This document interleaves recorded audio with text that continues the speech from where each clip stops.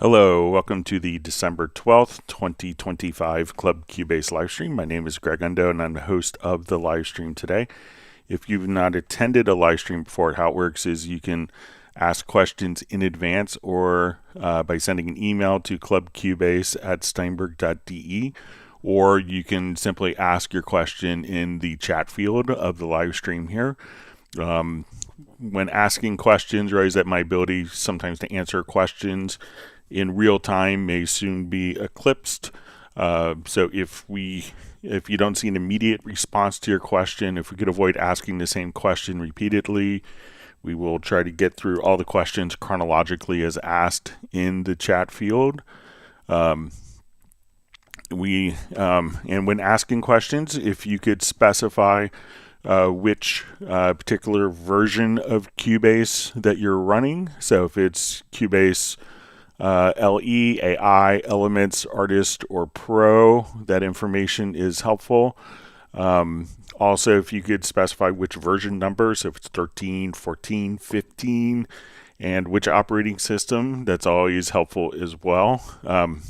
We should have an index of all the topics that are discussed in today's live stream pinned to the top of the comments field.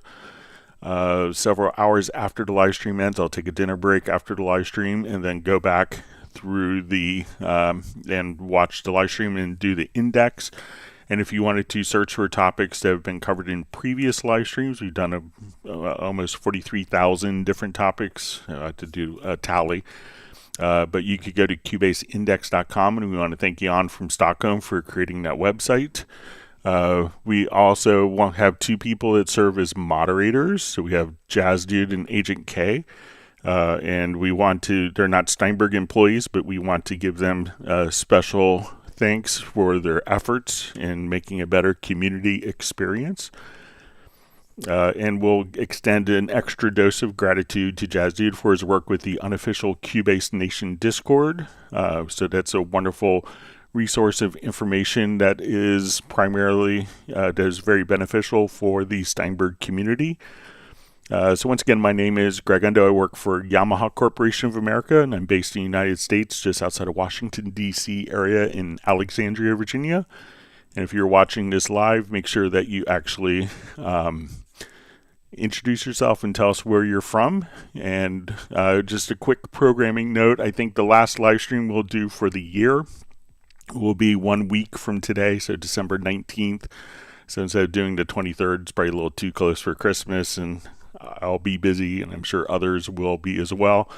And then we'll kind of take up in the new year. I'll look at the calendar, but it might be like January 6th or something like that.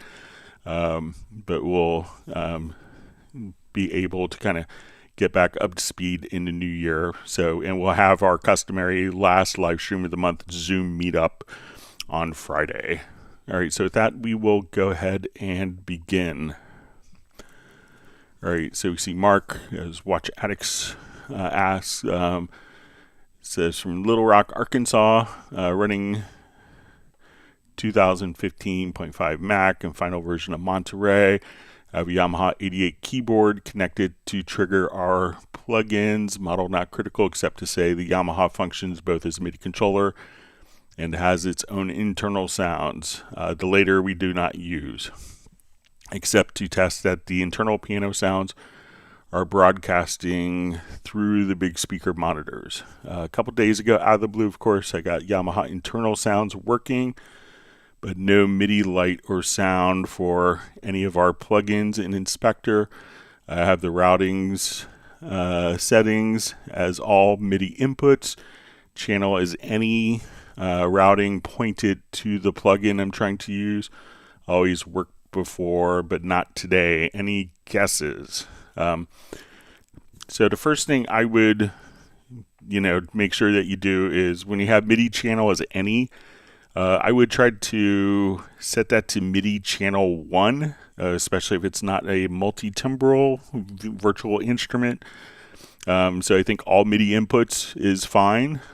Make sure that also when you go to the particular channel, you want the MIDI to be sent to a particular MIDI channel. So when you come over here Let's say if I take this Bach cello piece here, let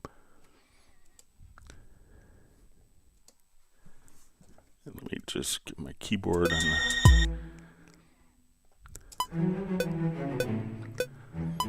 So probably if we put this channel any, so check this to make sure that it's not on channel any. Now if you kind of switched the controller to work with your internal sounds, there could be kind of maybe a local control setting on the MIDI controller. So out of curiosity, if you hit Alt or Option plus the letter K, so Option K on your Mac, this will open up kind of a virtual keyboard window. So see what happens if that is sending MIDI data to the particular instrument. If that's working, then we know it's going to be perhaps a setting in the Yamaha controller. If both that and the instrument aren't working, the virtual keyboard as well as your physical Yamaha keyboard, let's come over here to Key Command, or go to your preferences or settings on your Mac OS. And when you go to MIDI, make sure that you have MIDI through active. So if that is turned off, so now when I come over here, my MIDI isn't being transmitted through Cubase. And if I open up my virtual keyboard, that MIDI is not being sent through Cubase to the output. So come over here again and make sure that you have MIDI through active. Make sure that's checked there. And I think even one other thing that you could check on the particular MIDI track is if you go to like a MIDI insert, there's a MIDI monitor. So now as I play in from my keyboard,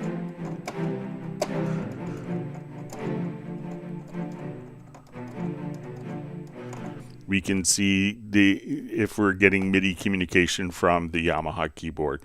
But check to, I would check your MIDI channel any settings as well, especially if it's not like a multi-timbral instrument. So let's see, depending on the instrument. So let's say if we come here to like our drums.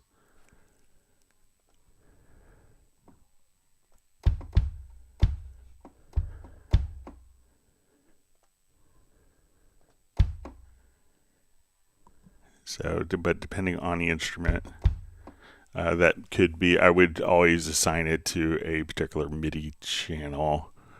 But check also just your MIDI through and see if you get the same behavior with your software keyboard. Again, that's Option or Alt plus K, as you do with your hardware Yamaha controller.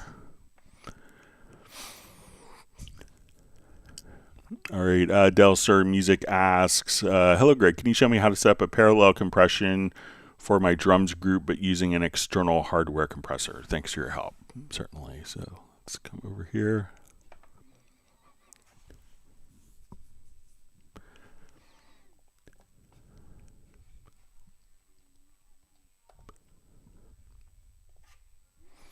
Okay, so let's say I have all of my drums here going to a drum bus. Okay. So I'm going to add a group track to the, so we'll say drum group.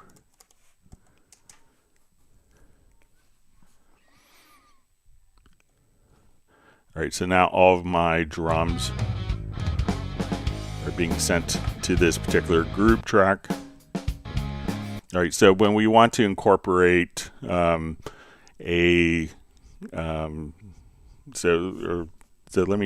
I'll just undo that. Let me just add two group tracks here. Okay, since you want to do parallel. All right, so I'm just going to add group tracks.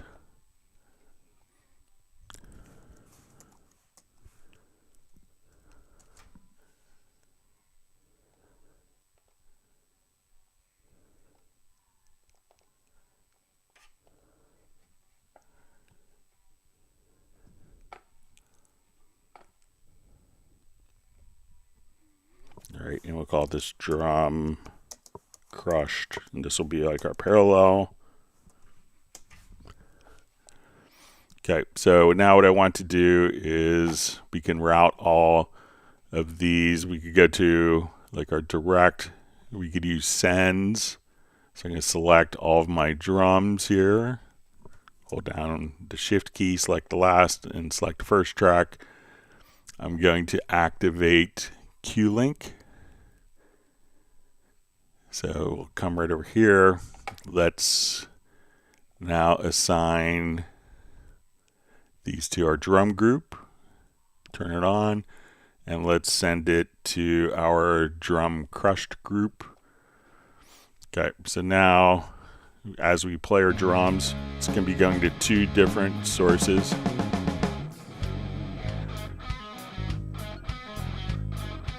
Let me just... All right, so now to incorporate the external compressor, what we want to do is go into your studio menu to your audio connections, and we'll see external effects. So at this stage, it's if you're doing a stereo group, which is probably what you're going to be doing for drums, you want to make sure that you have a stereo compressor. Let me clear my throat real quick. All right, so you want to make sure that you have a stereo compressor. And when we do this, we're going to add an external effect. We want it to be stereo. So we want our send configuration to be stereo and our return configuration to be stereo. What we need to do now is we'll come over here. So let's say we want to call this our compressor. Okay, we need to, within our particular audio interface, we need to have available inputs and outputs. So we're going to come over here and assign these to unique outputs. So ones that we're not using for monitoring. So we'll say, okay, we want to go into, let's say, outputs 3 and 4, and to return going to inputs 3 and 4, so we could just kind of send and return. So we need to configure the outputs there. And when we do this, we want to now come over to, let's say, our parallel processed or kind of our drum crush group here. And we will now just come over here and we'll go to external plugins. And I think it was this one. And at this point, you'll see this measure delay. And once you do that, that will compensate for the delays that are the latency that's introduced by going out of your converter into the compressor and out of the compressor back into the converter. That will measure the delay and automatically compensate for it. So now when you do this, everything, and I'll just show it quickly with like a software, with the software plugin. So let's say I want to go to my dynamics and let's go to the new Ultra Shaper. So now I could come over here. Let's just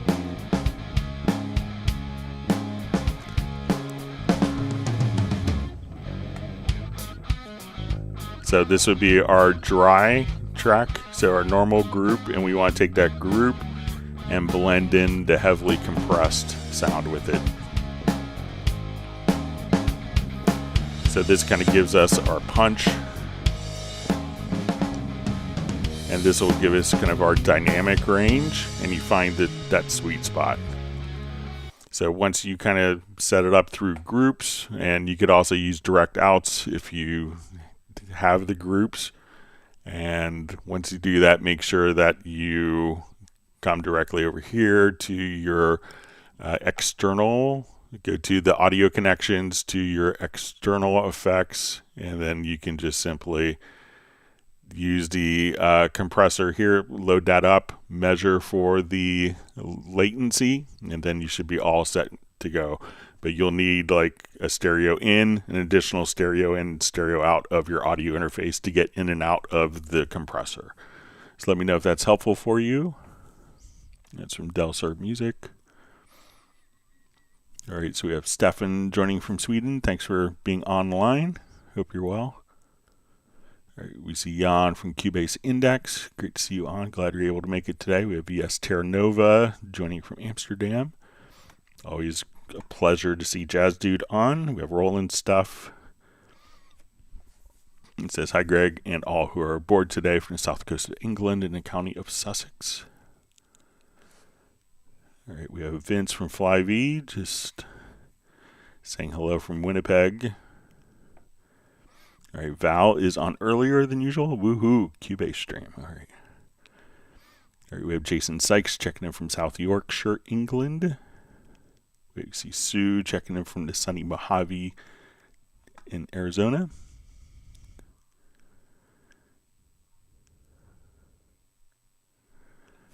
See, Val is watching. This may be our first attendee from a plane. So it's currently somewhere 5,000 kilometers over Frankfurt in an Airbus 320. Thanks for joining us from a plane. It's great to see. All right, we have Rick France from the Pacific Northwest saying hello to everyone, wishing everyone a happy Friday. All right, Soren is on. It says, hi, Greg, and all. Nice to learn something again.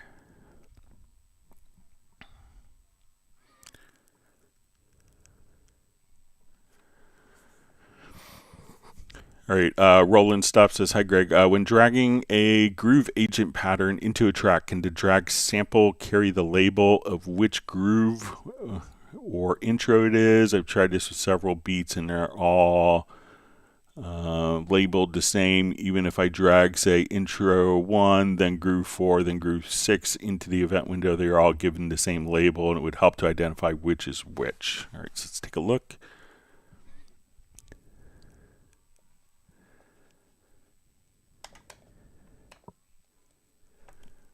Okay, so let me just open up a different kit here.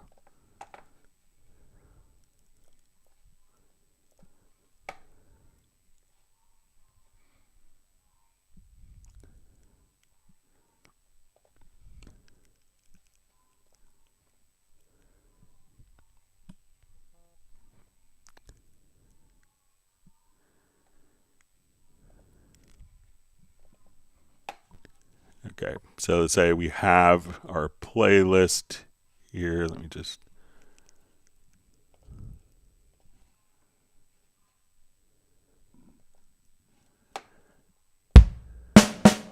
All right, so... Okay, so let's see if we could drag this event over and maintain the names. All right, so let's see. All right, so let's say we want main 1. Let's take a look at... All right, so this could be tied into a preference. Let's see if the preference I'm thinking of might have an impact.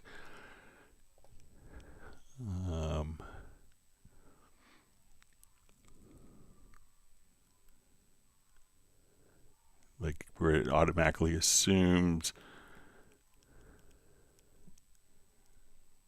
the track name.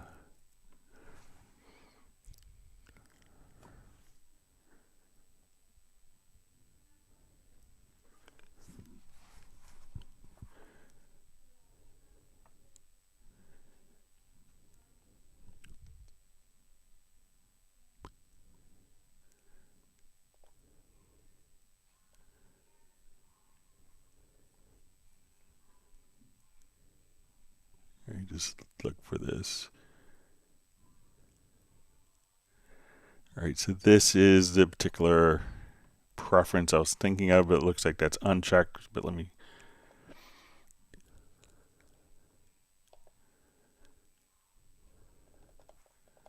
see if I don't have a name on this particular track and we drag. Okay, so let me find that preference again. Let's see. So this is one I was saying is parts get track names.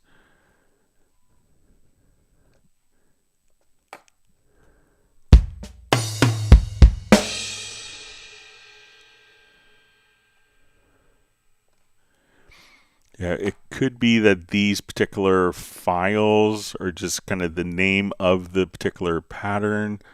And these are all, like, basically we're dragging MIDI events over.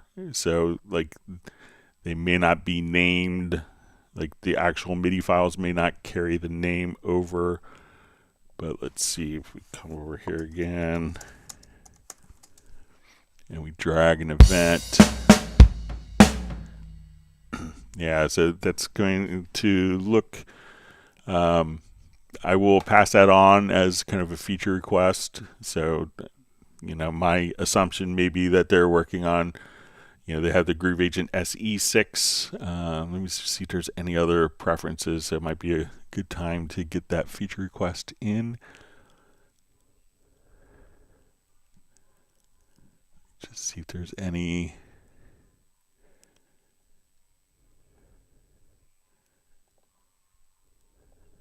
other,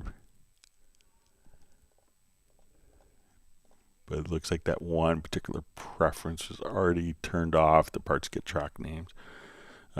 So yeah, I understand kind of the desire for that, and I think it makes sense. I'll pass that along. Sorry about that. All right, so we have non-delusional checking in from Newport, Rhode Island. Thanks for joining us today. Michael Marshall's impressed at Val's 5,000 kilometers.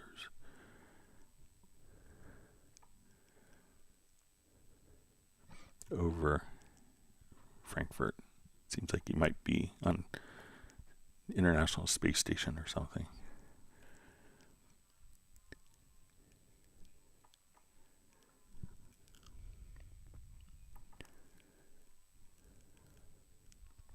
All right, sorry, my chat field jumped.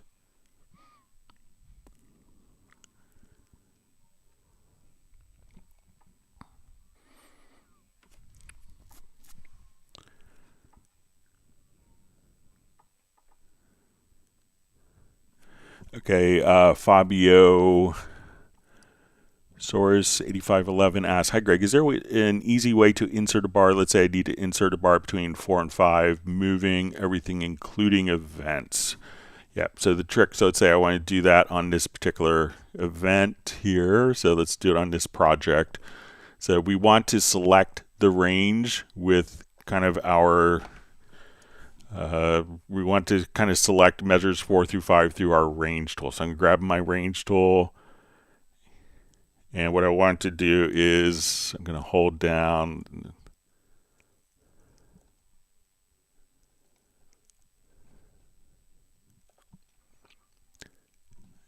let me just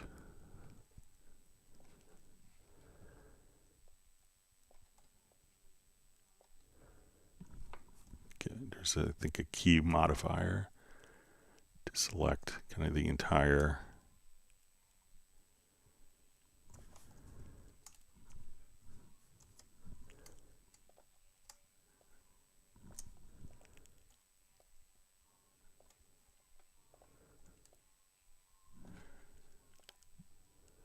let me see, just check my preferences here.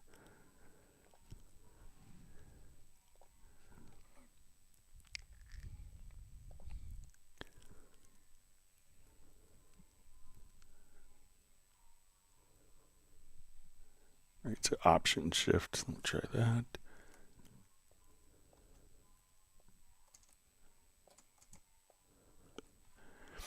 Okay, so I'm going to just come over here to select kind of the particular range.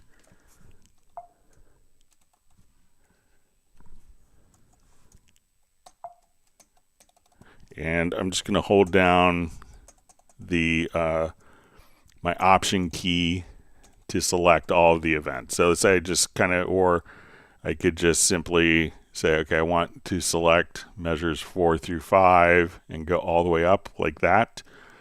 So once we have that done, we want to go to your edit menu, to range, and we will say insert silence. That will now move all of the events over one measure so that we have one measure of silence. So you want to define the amount of time that you want to have this space. So come right over here. I'll just enable my snap. And we'll say, okay, let's start at the top here, measure. And then we'll say, okay, we want to do one measure globally.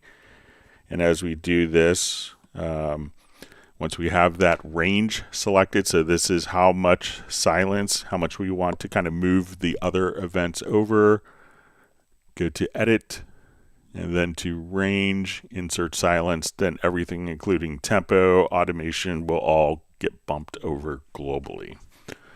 So let me know if that's helpful for you.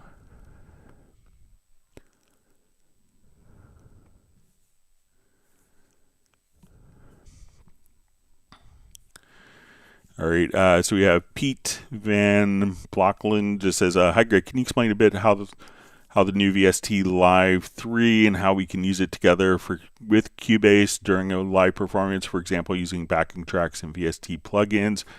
I just got my license for it like 10 minutes before the live stream. So I haven't had a chance to really install it yet. I could show it for Tuesday. Conceptually, it's not going to run concurrently with Cubase. So you could, export your file from Cubase into VST Live or import a Cubase project directly in. And at that point, that would play back all the tracks, and it could do all of your lighting, video switching. You have like video in the mixer. It could handle all of your VST instruments plus all of the capabilities for doing all of the program changes and patch changes and transition. I could have it set up for Tuesday's live stream, but let me clear my throat. But it doesn't run concurrently with Cubase. It would be kind of your whole live production system. So you could use that live instead of Cubase.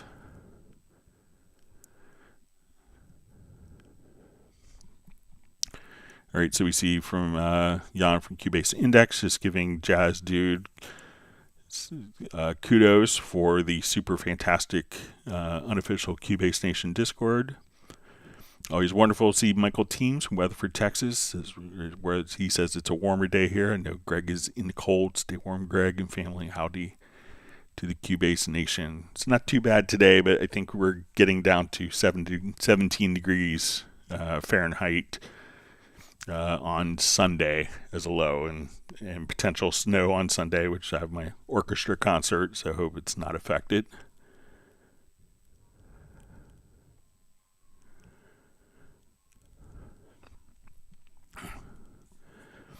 All right, Miguel for the World asks,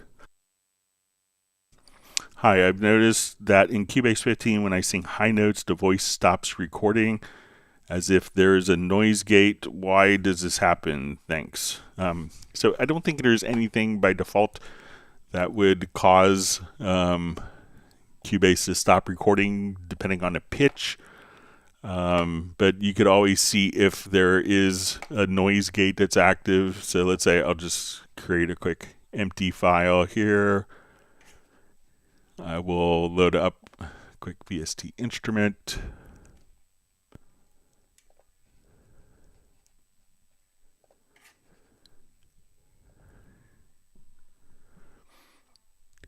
All right, so I will.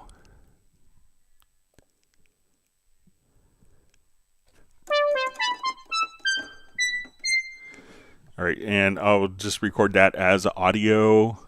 So first thing I would think of, like when you're recording your audio, and I will just take this and let's make it retro log as my audio input. Make sure, so even if you don't have any plugins, make sure that, there is a whole channel strip. So if you, so make sure that the channel strip, because there is a gate within the channel strip here, that could possibly prevent that. So make sure there's no kind of processing. So if you get to the channel strip, you could bypass that to see if it makes any difference. I will just go ahead and record his audio, some high notes here. So let's say I'll just record his MIDI. And as we do this,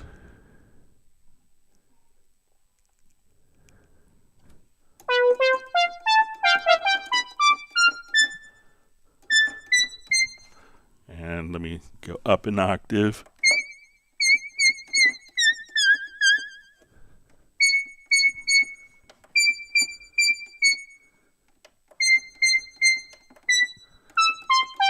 All right, so we'll see if there's any notes that are cut off. So I'm going to mute the MIDI track here. So let's go ahead and just play.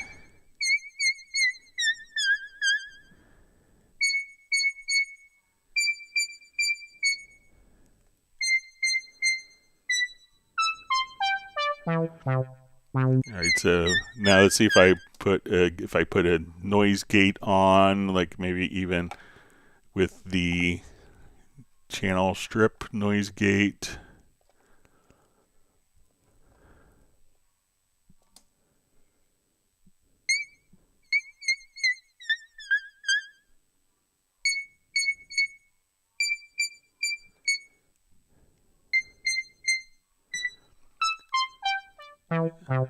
So that could affect. So if we just take those high passages here, you can hear those are longer.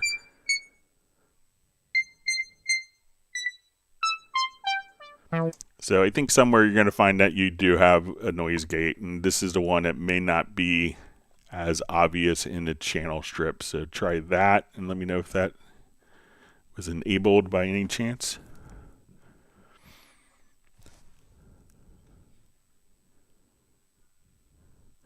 All right, we see John Barry checking in from South Devon in England. Thanks for joining us.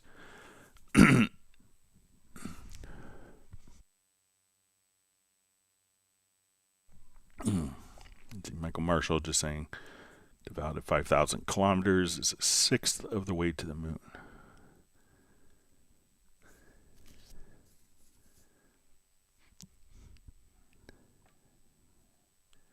Maybe it's 5 kilometers instead. It's usually about.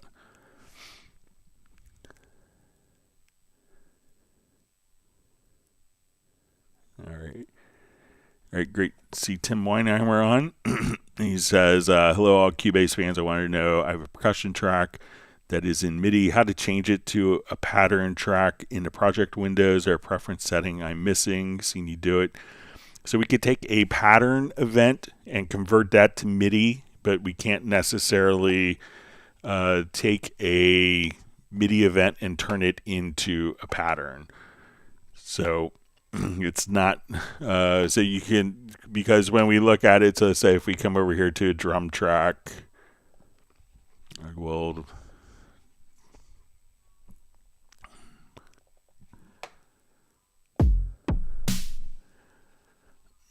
and let's go to our pattern editor.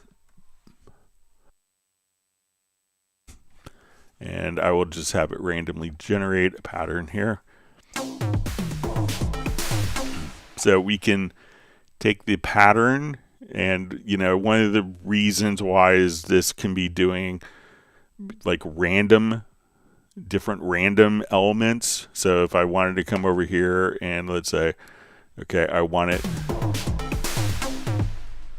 this particular pattern to, you know, let's say as we're playing it, I want this hi-hat to alternate in direction.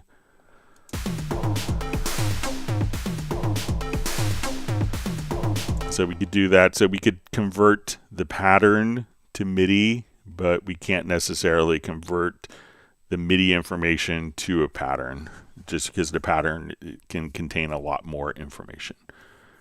Great to see Tiago joining from Brazil. Wonderful to see Rob Schmedeke back. Says, hi Greg, hope your holiday season is gearing up to be the best. How do you connect a pair of Bluetooth earbuds to work with Cubase 15 as an optional monitor source. So what you would need to do, let me see if I have some Bluetooth headphones here. So depending on your operating system, we would come over. Now realize that often Bluetooth headphones only work at, I believe, 44.1 sample rate. So if you don't hear anything, it could be, and your project's at 48K, it's limited to, I believe, only working at 44.1.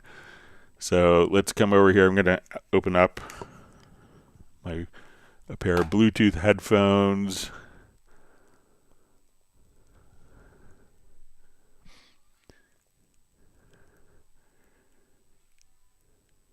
All right, so say I have my Galaxy Buds here. So what I would need to do is just go to my audio system, and this may be slightly different. But a lot of times the Bluetooth, so you may have to use like the built-in audio or just the normal, like the Steinberg. If you're on Windows, like the Steinberg, like generic ASIO driver, select that and go to the control panel. And here, it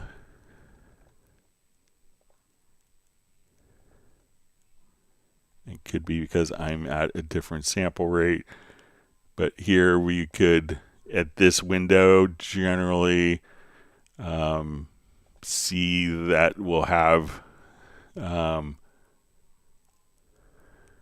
yeah, because I think my sample rate is different. And this is where you could select the Bluetooth headphones. It's going to be probably less than satisfactory. It will introduce a lot of latency. So it's just kind of the nature of Bluetooth. I would always say, and the fact that when you're doing it, if you don't have an input and an output source, that could mess up the clocking. So I would always advise against Bluetooth headphones, but if you need to do it, you probably need to switch to, on a Mac, to built-in audio, or directly with the Steinberg built-in ASIO driver. But really, since a lot of Bluetooth, like the DAW, won't see the microphone input, that could cause different timing issues for you. But you could do it. So, but I would advise against it. I think using typical wired headphones is always going to be a much better experience.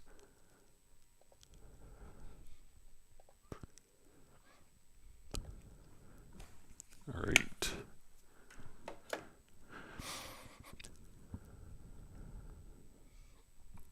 All right, Michael Marshall's received 1 gallon of amaretto chocolate ice cream. Watch Addicts just says, Mark just says, very helpful. Thanks, Greg. Always wonderful to see Uno Memento from Finland. Longtime Cubase user, loyal attendee.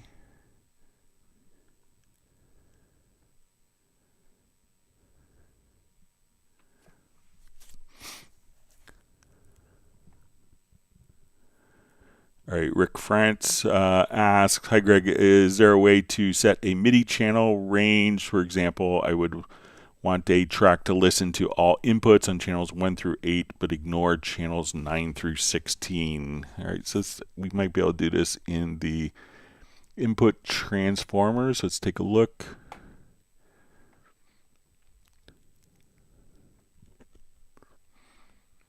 Okay, so we get to the routing page when we select, let's say, a MIDI. So we'll see this little icon. So let's get to track. And we'll open up the panel.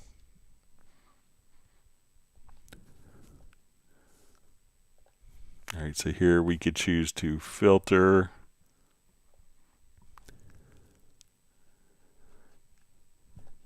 And we want to say type is equal to, so we want to filter notes, channel is less or equal to, let's say, okay, so you want channels 1 through 8. Okay, so we want to we want to filter channels MIDI channels 1 through 9. So we'll say that are bigger than 8. So make sure that we do this right here. So we want to, so again, go into the routing area. You'll see like this little squiggly line here. So we can say open panel. So you can do this at a project level or track level. And if you're at the project level, you'll see a project input transformer.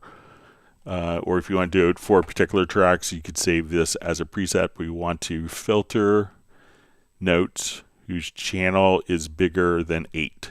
So this will filter out notes on channels 9 through 16, MIDI channels 9 through 16. So give that a try.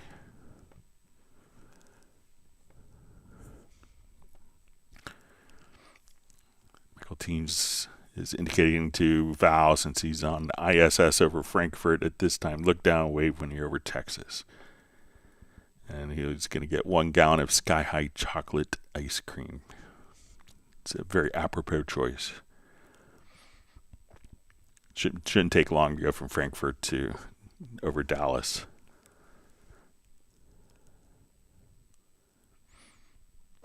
All right.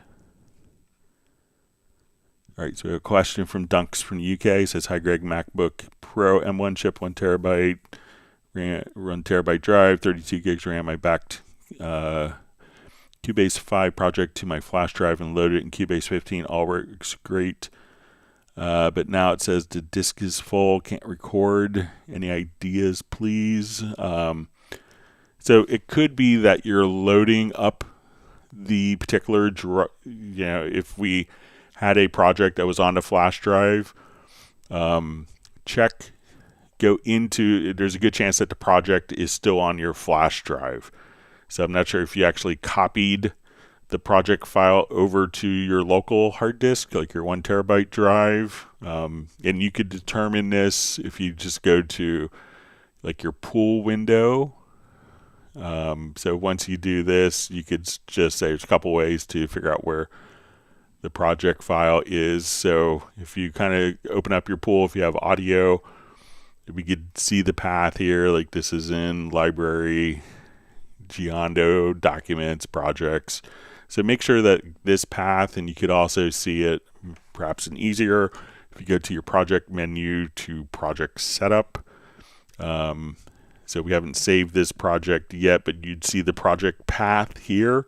So there's a good chance that maybe that particular project is still on your flash drive. If you wanted to kind of move it over, one way of doing it is just choosing to do, let me just save this project quickly.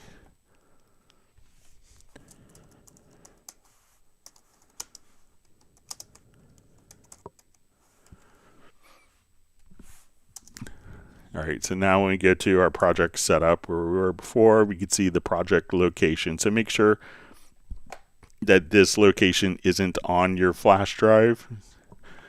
And if it is, and you're like, you want an easy way without having to copy everything over, you could do a backup project, and the backup project will take it from your flash drive. You would define a new folder.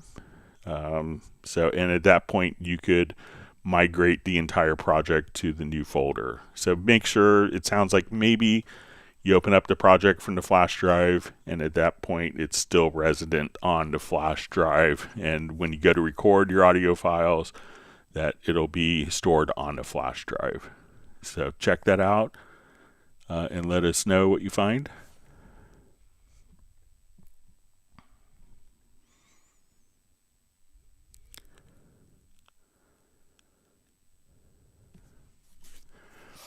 All right, so we see Tim Gay joining from Zeist in the Netherlands. His cat buddy is waving a paw hello to all the pets and to everyone.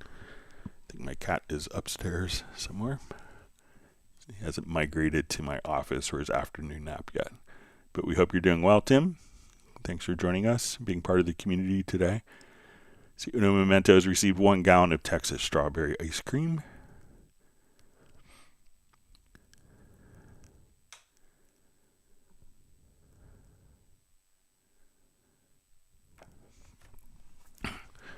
All right, Roland Stuff asks, having done a tempo detect on audio track, how do you then straighten the tempo line so the tempo is consistent? This is yet another thing I used to know, but I've forgotten many things.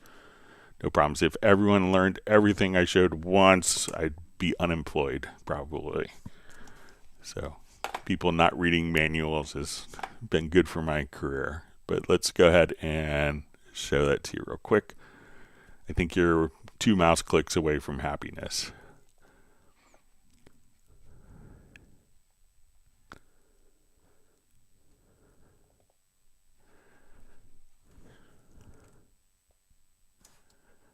All right, so let's take a listen to this project here.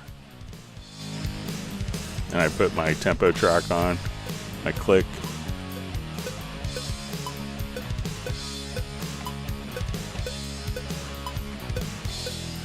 All right, so let's do our tempo detection here.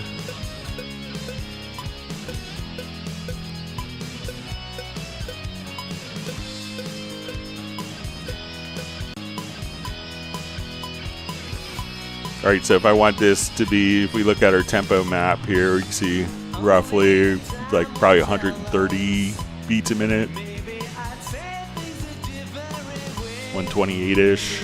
All right, so what I want to do now is I'm going to select the audio event or events. All right, so I want to take that, and I'm going to go to audio to advanced, and we'll say set definition from tempo. I'm going to hit OK. So now what that's done is basically embedded all of these tempo changes on every single beat as metadata within the audio file. So I'm going to come over here and I'm going to bypass the tempo track. So let's say now I want this to be 130. So now everything is playing back at a perfectly steady tempo. So if I wanted to activate, so once I turn the tempo track off, it'll go to a steady tempo that I have defined here. Or I could just, now if I want to go back to the original tempo,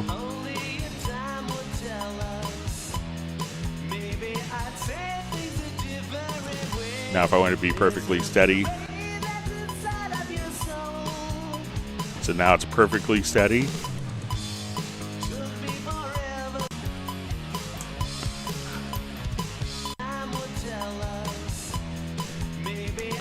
And if I want to change it to a different value, let's say, okay, let's try 132. Let's try 128. So now it's playing perfectly steady. Now, another way that you could do this is also we could activate our tempo track, and we could do track versions on our tempo track. So I'm going to duplicate this version.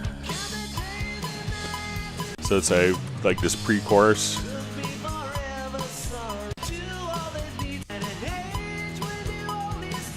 Let's say the pre-chorus, I want to speed it up.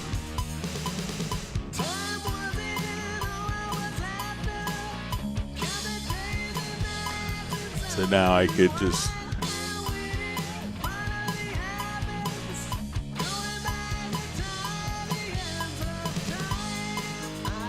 Alright, so let's say I want to take just that area there.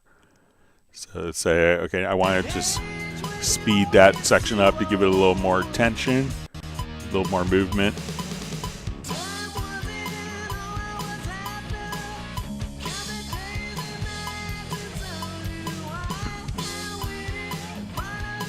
And then we could go back to our original tempo.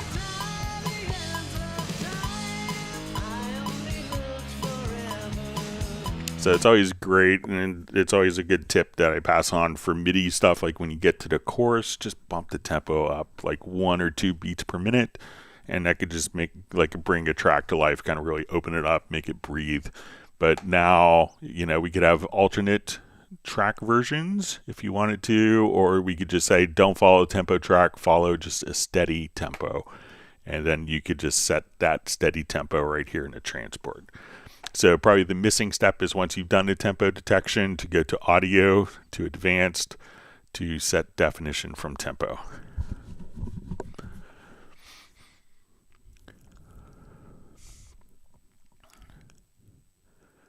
All right, great to see Matt Elston on, joining you from London. Thanks for being on today. Hope you're well.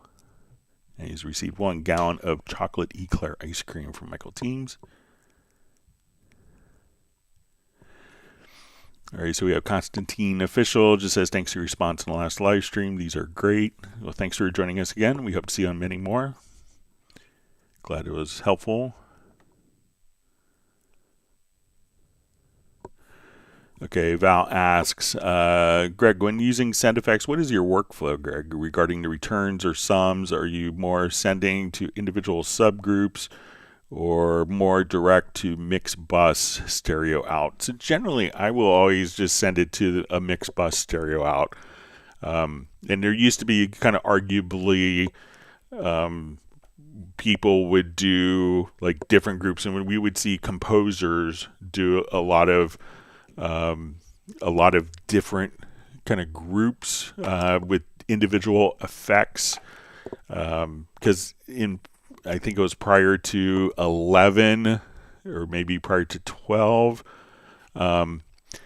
if you did like let's say rendering and making stems, like you want to do all of your violins, all your violas, all your celli, viola, bass, trumpets, and you have multiple tracks, and then you're taking them into like a trumpet stem, you're taking that trumpet stem into a brass stem.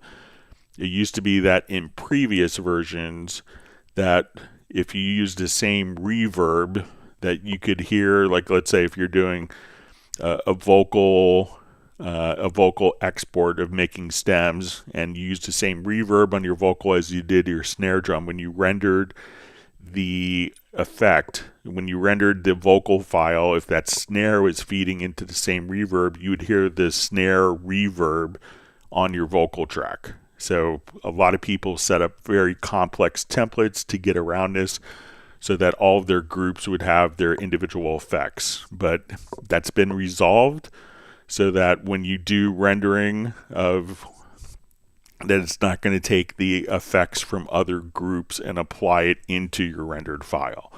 So a lot of people had set up templates, like complex composition templates, to avoid that scenario, so they don't hear the brass reverb on the very soft strings part being rendered in. But now, generally, what I will do, if I wanted to, do my send effects here, I would just, put my, and generally how I would add it is I would select, let's say I want to do my drums, and just a quick way to do it is I want to add like an effect track to the selected channels. So let's say, okay, now I just want to put a reverb in. So let's say, okay, I want a revelation.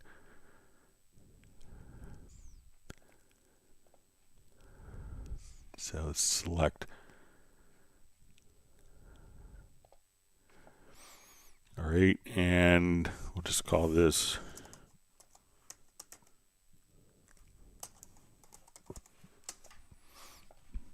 and now all of these particular tracks are routed to the reverb. And so now if we want to come over here and as we play,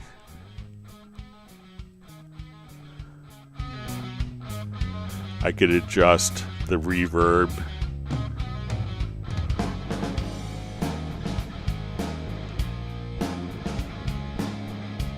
And then this reverb itself, so we go to our RoomWorks and we see this is going to just to the stereo out. There are sometimes people may, again, have kind of dedicated reverbs.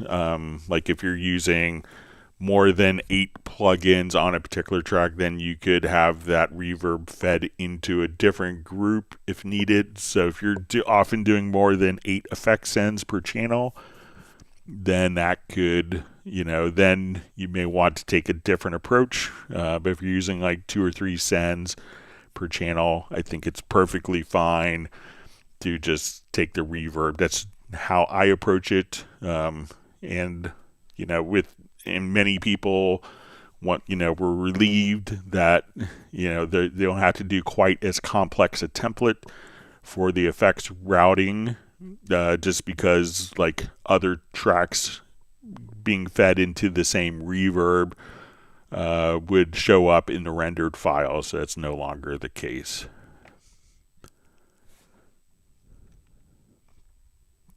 See, Roland Stuff has received 1 gallon of Dutch chocolate ice cream.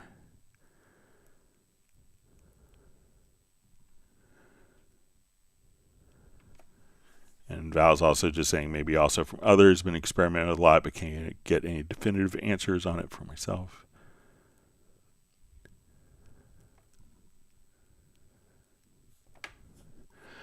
All right, Constantino Official says, I bought the Nuendo 14 about a month ago because the price was so close to crossgrade. I thought it made sense. Is there any musical difference between the two? So between Cubase and Nuendo, there really isn't any musical difference. Or Nuendo is going to have all the features of Cubase plus more.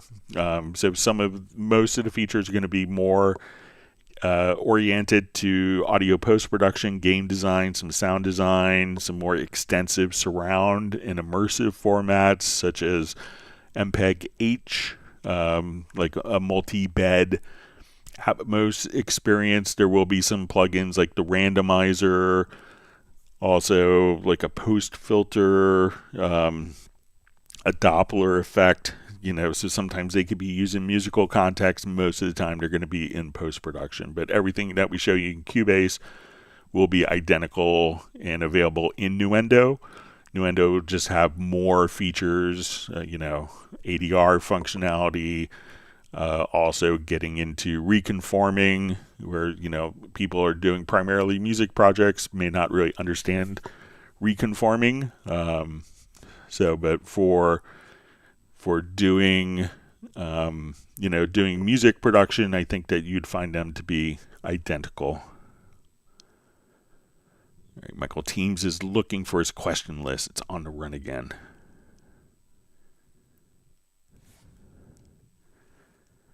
All right, so we have Exu Besson just saying hi, Greg. So thanks for joining us. Brian DeBear sending greetings from Yuma, Arizona.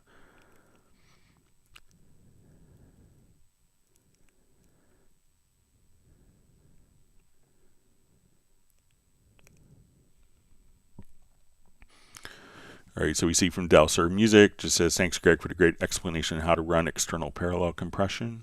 Yeah, parallel compression is a lot of fun. All right. A lot of people attribute it to New York compression, but I think it was actually kind of invented by a guy I know who passed away a couple of years ago, who was the mastering engineer at Motown, Bob Dennis Sr., who ran the Recording Institute of Detroit. He may have been the first one to actually figure it out.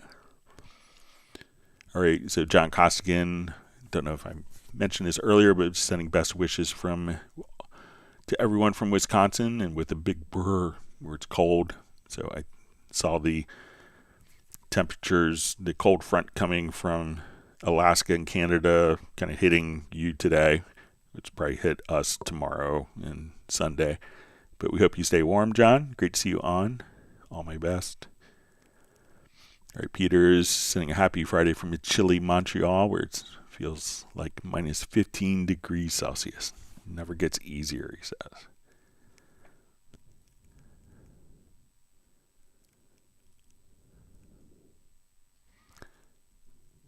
We're going to need our soup recipes.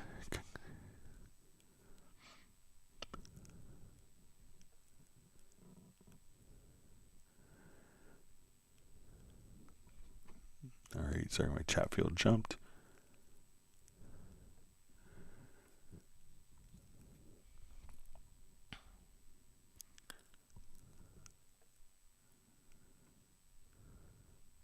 Let me just find my spot. All right.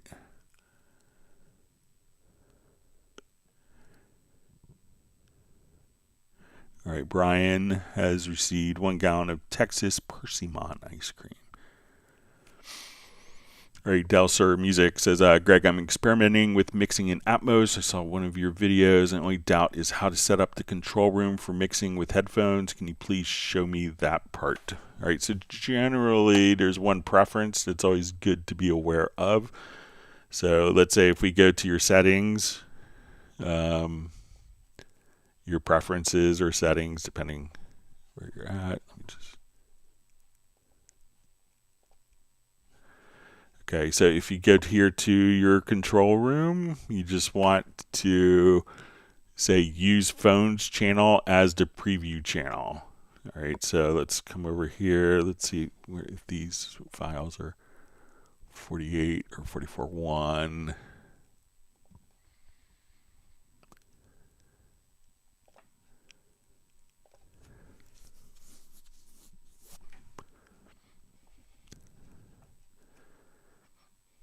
Okay, so one of the critical things is, so make sure that you have, so once we do the go to your project menu to the ADM authoring, this will often, when you go to the setup assistant, this will often kind of do just about everything that you would need to do. And let's say at this point, so let's say we have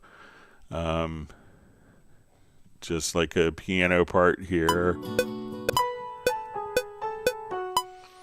All right, so once we're, so once we go to the control room, so you should have your phones channel here.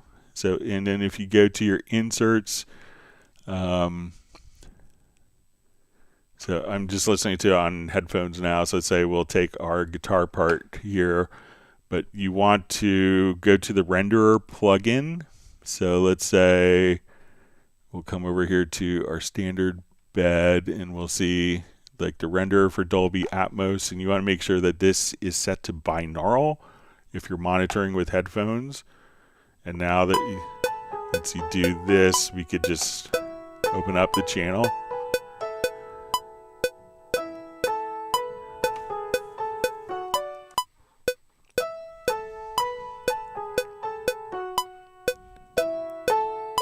And if you have headphones on now, even while listening to the live stream,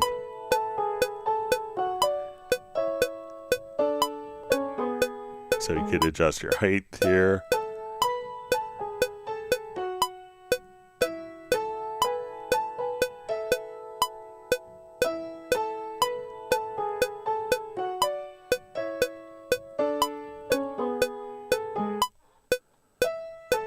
And then you should be hearing it right there. So, so just try to make sure that you have that preference set, and just once you set up everything kind of as you would kind of normally set it up, at that point you can just say, but the critical thing for monitoring is when you go into, and this should automatically kind of be set up once you do the ADM setup, that you're down mixing to binaural, then you can listen to it with your headphones.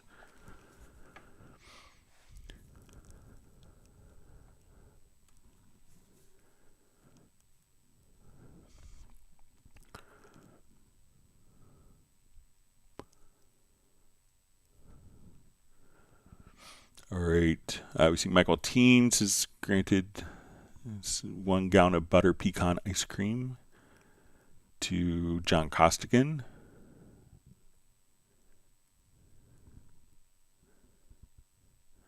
All right. And to warm Peter up in Montreal, Michael is granted 1 gallon of Mexican hot chocolate ice cream.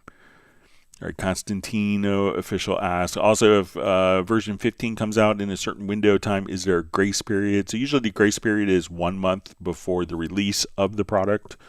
So so the grace period is always known kind of after the release, and the clock kind of goes back the clock will go back 1 month from the release date, and everyone that has that is entitled to a free grace period update.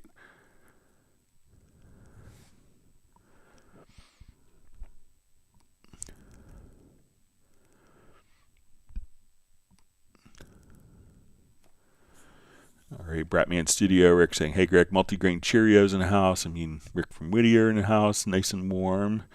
About 77 when the stream is concluded. And he's saying hello to all Cubasers. All right, and Michael Teams is granted him 1 gallon of eggnog ice cream.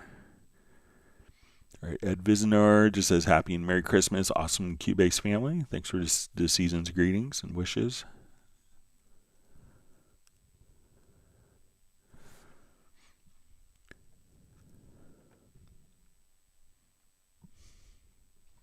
See, Peter just mentioning since he moved into a condo that he doesn't have a fireplace anymore, so he's going to appreciate the Mexican hot chocolate ice cream. See Michael Teams in Bratman Studio putting up. Michael has his Christmas lights up. We weren't going to do Christmas lights this year, but my son wants to do it now that all the other neighbors have it. So we were trying to convince him that we're making our neighbors' houses look good in contrast, but I have a feeling I'm going to be putting Christmas lights up after orchestra rehearsal tomorrow.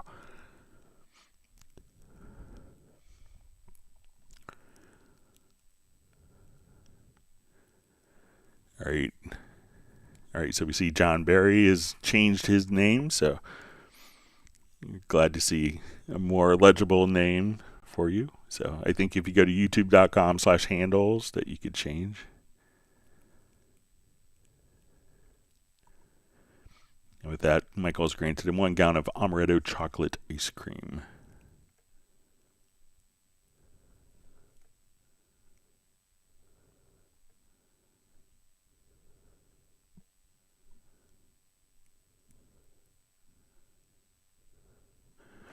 All right, Balsa is on. It says, greetings from Montenegro. Greg, can a tempo track with automations be imported from one project to another? And also import the audio tracks to the same position so the tempo automations stay intact. So yeah, let's go ahead and just do a new project here.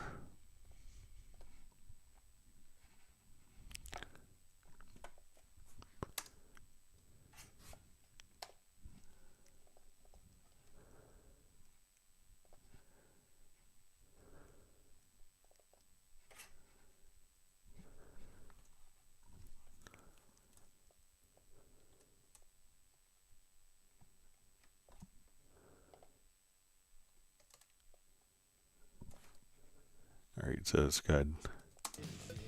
All right, so let's say we want to do a tempo detection of this.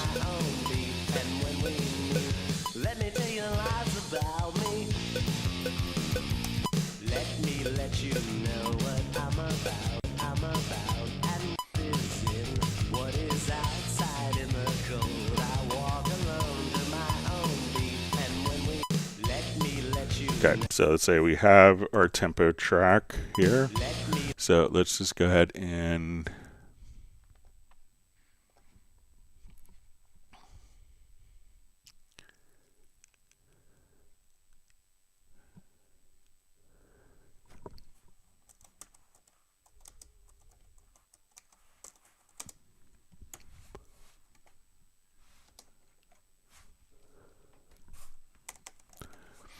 okay, so let's say I'm going to just save this particular project. All right, so we have the audio file and our tempo. All right, so I'm going to close this project. So let's do a new project. All right, and we'll create empty. And what we want to do is to come over here and we'll say import tracks from project. So we're going to select our project that we just made. Come over here. So I could say now let's import the tempo track. So we'll say, okay, I want to import the tempo track.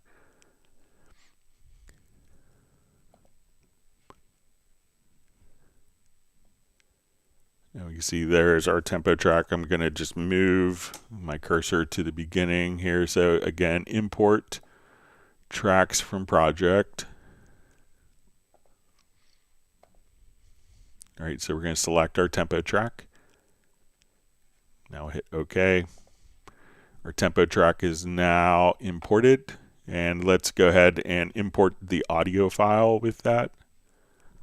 So we'll go to, again, import tracks from project, select the project here, so we could do this independently or together, and we'll say, okay, we want this to be track 06. We'll put it to new track. So now let me let you know what I'm about and what is in, what is outside in the cold. I walk alone to my own beat, and when we meet, let me tell you lies of... So again, what you do is once you save the project, go to File menu to import tracks from project, and then select the project, and the audio tracks and tempo track can be imported and exported independently or together. So let me know if that's helpful for you.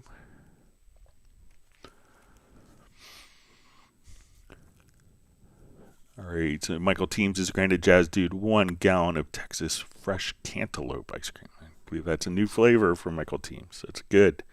It's getting into the Christmas spirit. Sounds refreshing. Thanks for your generosity of ice cream.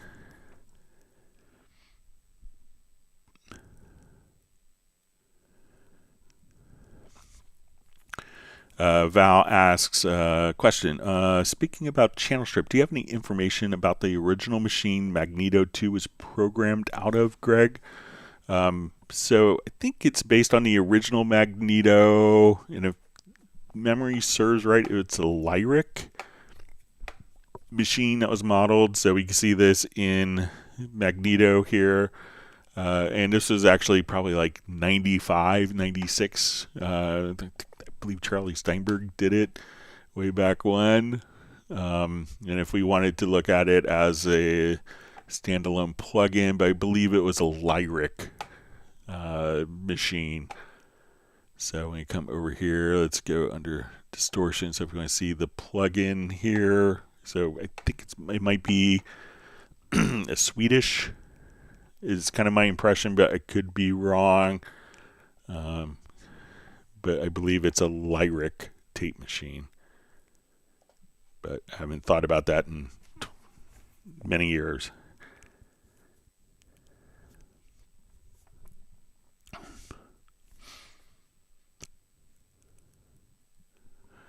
All right, Stefano Larson just says, I'm fine. How are you, Greg? I'm doing great.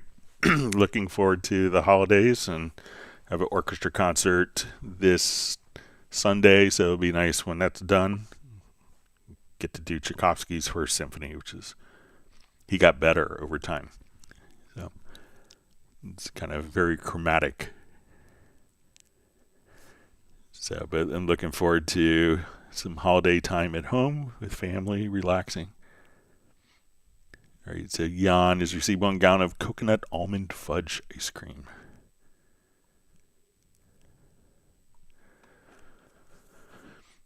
Yes, and Neil Begidi says, hi Greg, AI can create music in seconds. Do you believe there's still a real future for us human arrangers? I think AI, yes, I do. I think that AI can only model stuff that currently exists instead of creating something, that's new and fresh. So I think it's up to us as composers, arrangers, musicians to maybe up our game a little bit and try to do something unique and fresh. And I think it's a really interesting challenge. That we could do something really great. So, and if we look at this over time, we can make an analogy to, for a long time when drum machines were first coming out, everyone wanted the drummer to play perfectly with perfect rhythm so they didn't slow down and speed up. So, when drum machines were very expensive, and very few people had them, and computers to do sequencing, and the computers were very primitive. A lot of drummers kind of went to the point where they wanted to play perfect. So they tried to emulate the machines. And then after a certain point, the machines said, oh, okay, Now the cost of the drum machines, got to be so accessible for everyone that if you're a guitar player, a random musician, people in the late 80s, early 90s would all have a drum machine and kind of treat it like a fancy metronome. So since everyone had perfect drums, what became exciting was not having perfect drums, but having the feel of a real drummer. So drummers upped their game a little bit and started playing better so that people would have to work hard on the machines to make it sound like a real drummer. So we always kind of go through these kind of paradigm shifts of, should we try to be the machine or the machine try to be human? And I think it's a really interesting time for us to have the ability to, introduce a new paradigm, introduce new concepts that AI wouldn't think. We know how AI thinks and how it models. So if you want to have music that is, the background music while you're having dinner at a restaurant, AI is probably going to be really well suited for that.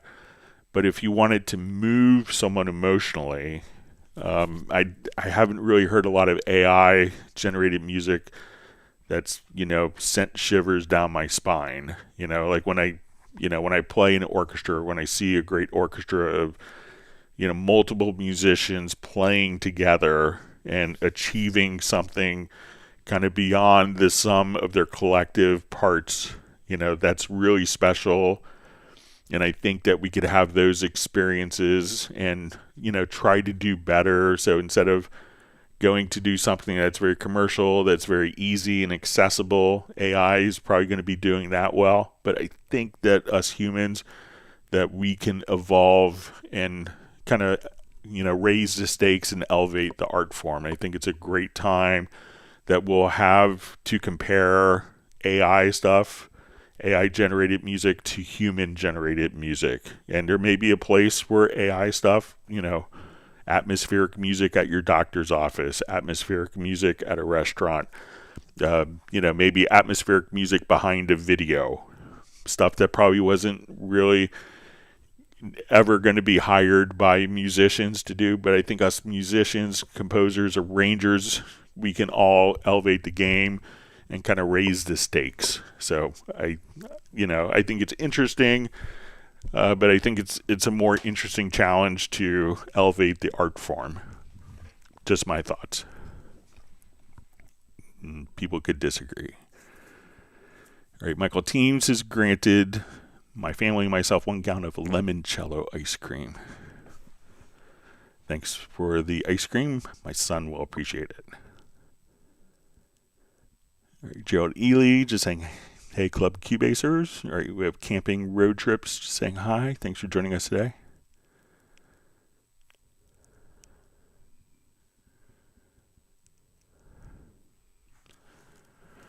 All right, Bratman Studio just says, Greg, so last night closed down the studio, put the Mac to sleep, came back this morning to find no sound, cursor moved, but had to reboot the Mac, so everything worked again as normal. Interesting. Yeah, sometimes, computers can go into different levels of sleep where something may not be powered up, so and if it's connected via USB, sometimes maybe the USB ports could go to sleep. So stuff like that could happen. And it's like, oh, my keyboard's not working because the port that the keyboard is connected to with the Bluetooth, trans receiver, is deciding to not wake up. So, but it's always good to, I've seen some people leave their computers on all the time. I think it's good, once a day to start with your computer freshly opened.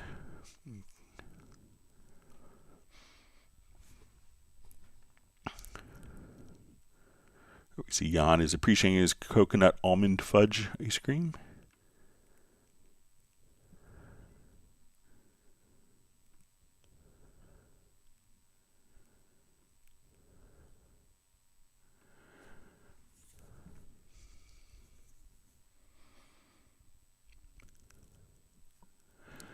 All right, so we see Bratman Studio asks, hey Greg, do you have a favorite way to pull tracks from one project to another? To project windows up and drag and drop, or I have made sounds I like to use, like sax again. Thanks.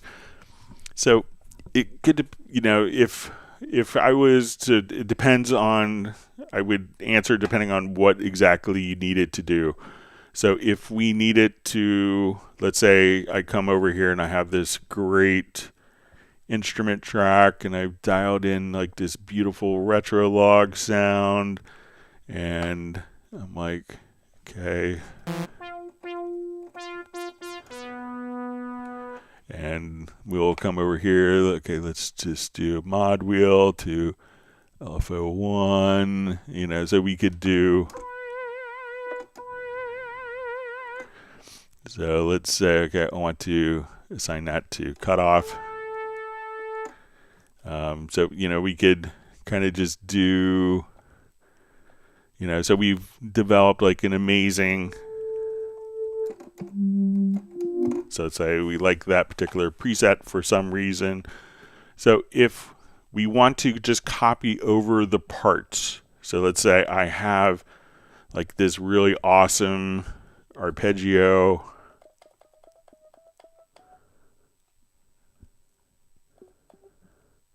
and we're like, okay, I love this particular part. So if it's getting the events over, what I would do is come over here, and I'm not necessarily concerned like, okay, it's a violin part, it's a cello part, and I want that part to be over here. So if I'm just moving kind of like the actual media over, I would just drag and drop between two projects. If I'm like, okay, this is, my favorite sound, and I, when I go to saxophone, when I go to Rhodes, this is my go-to Rhodes. This is my go-to saxophone preset. When I'm doing a synth bass, I want to start here and tweak from there. At that point, I would save it as a track preset. So I would kind of right-click, and I'll make this the active project.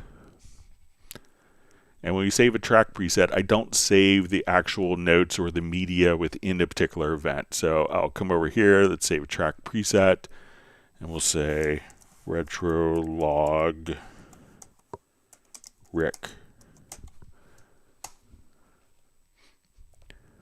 Okay, so now when I'm in a different project, so let's come back to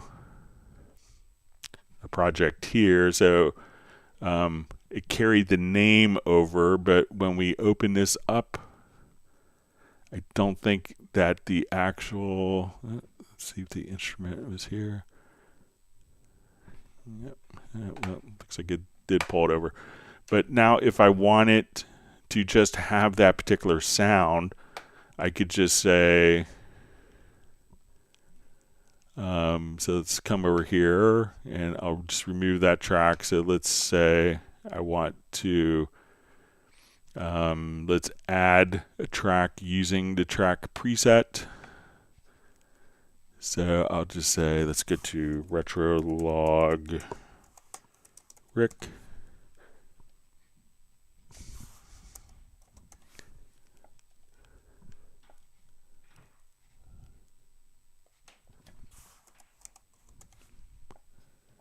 Okay, and now I could just load up those particular sounds, and this could also include, so now that particular patch is loaded up, and this could also include, if I have EQ, I wanted to have a compressor, I want to have inserts, like a flanger, all of this can be stored as well, but this won't necessarily include the particular events. So if you want to keep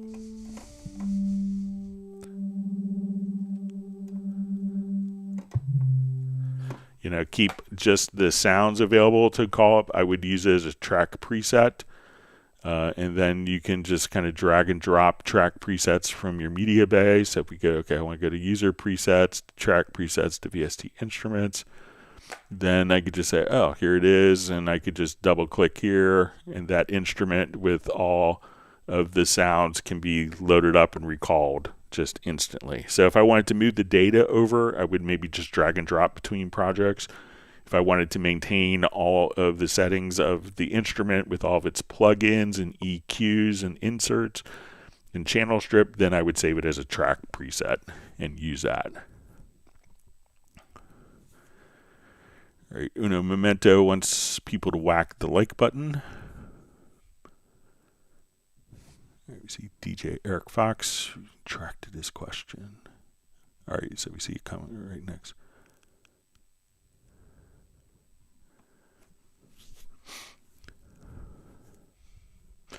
All right, first question from Eric is, hello Greg, please, what happened to the key command for changing down mix from stereo to mono listening in Cubase 15? Is there a way to do that in Cubase 15 to switch from stereo to mono? All right, so let's take a look. Just load up this project here. This should be kind of nice in stereo. All right, so let's come over here. So just if you're not familiar with it, so if we're in our control room, so we can see our down mix presets as part of the control room. So if we wanted to listen to this from stereo to mono, let's go back to stereo.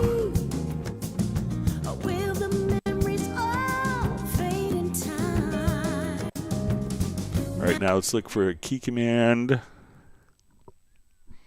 So it might be like next down mix preset, something along those lines. We'll look in.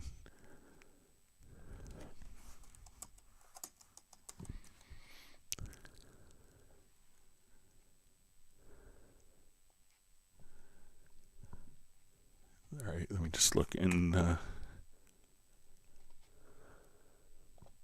control room.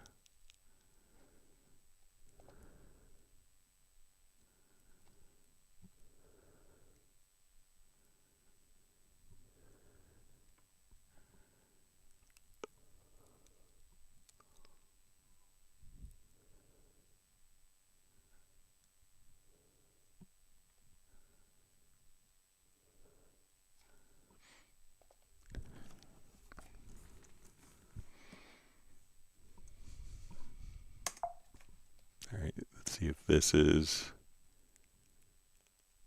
our fold down select. Let's see if that's it. Yeah.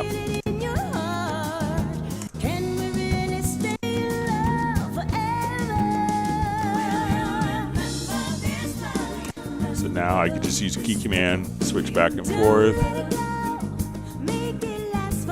So again, it would be not there.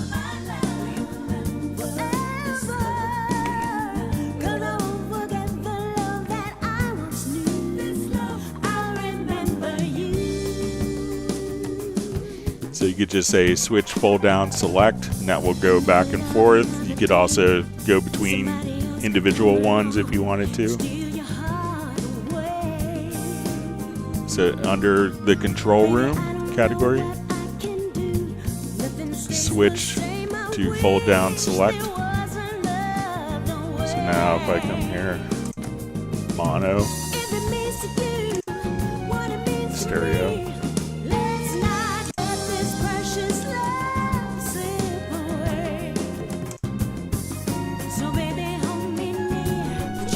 So give that a try, Eric.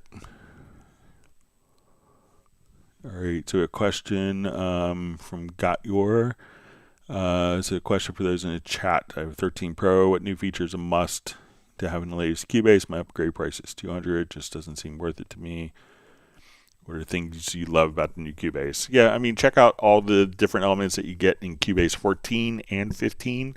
So, you know, there's obviously a lot of great plugins and, you know, the whole pattern editor, the drum machine.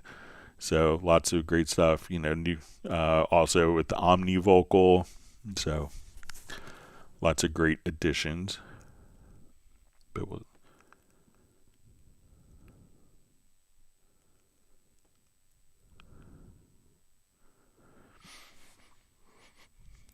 And Jazz Dude just shared a link of the Cubase 15 trial. And, we do usually on the release, and it's going to be like early November. I think it was November 7th this year, maybe November 3rd of last year. We usually do a kind of a detailed walkthrough. So you get like a 2-hour walkthrough of what's new from 13 to 14, and another 2-hour walkthrough what's new from 14 to 15. So you can kind of see a lot of stuff in detailed.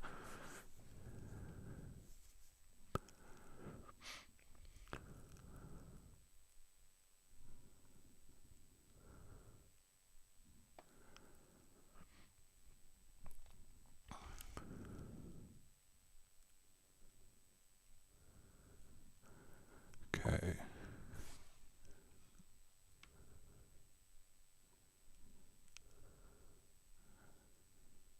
Sorry, my chat field jumped. Let me just. Okay.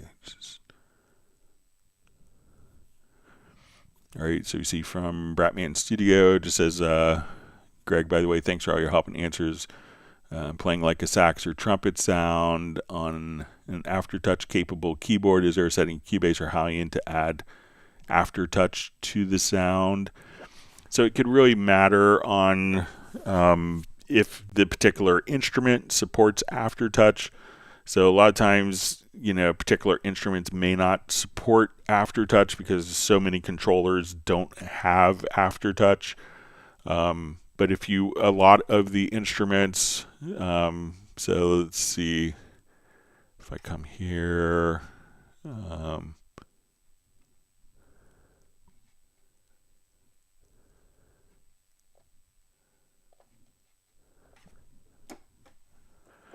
But a lot of the instruments may respond to like MIDI CC1. So if I come over, let's just add a quick instrument here.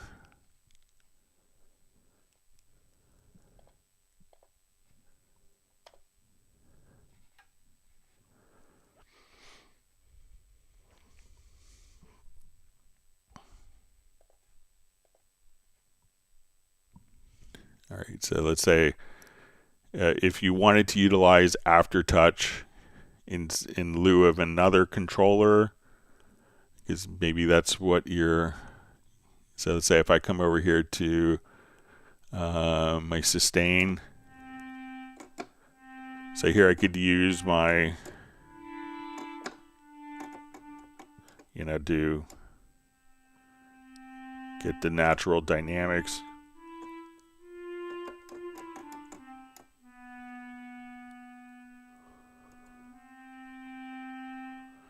Utilizing that, and if you wanted to, but this particular library is programmed to use the expression or the modulation wheel. But if we go into, if you have like a wind controller and you wanted to use breath control or Aftertouch for that same level, to have those dynamics controlled, then we could go into like the input transformer. So let's activate one of the modules and we'll say we want to transform type is equal to Aftertouch into, let's say type is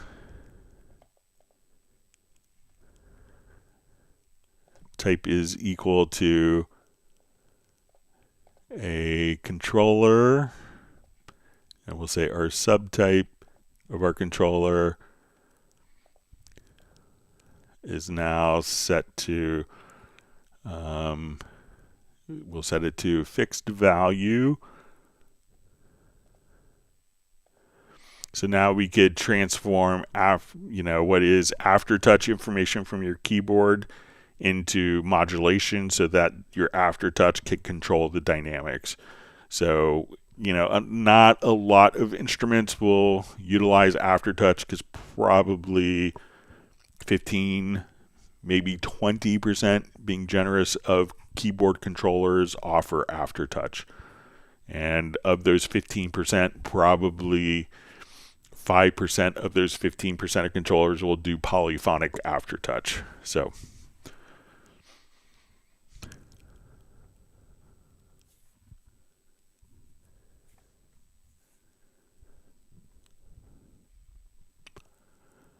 All right, Constantine Official asks, is there a way to change the text color like in Pro Tools? I also wish there was an option to have more muted colors. So generally the text will be based, will be based on contrast. So let's say if I change the color of this particular event here to, something, I'll just come over here quickly. Let me just go to my project colors set up. All right, so let's say if we make this color white,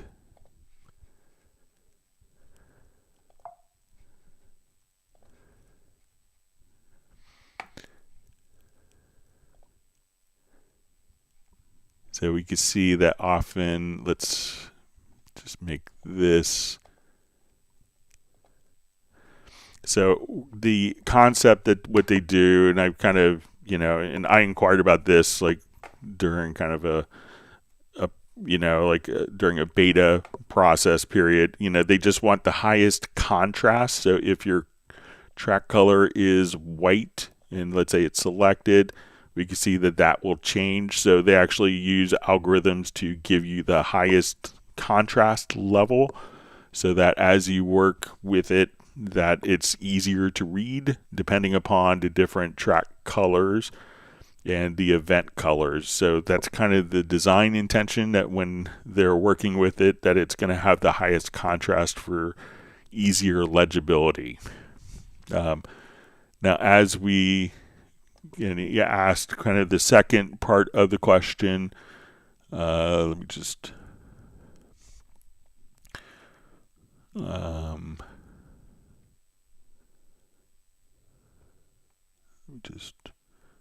find a question here real quick. Sorry. Okay. Is there an option to have more muted colors? So once we come over here,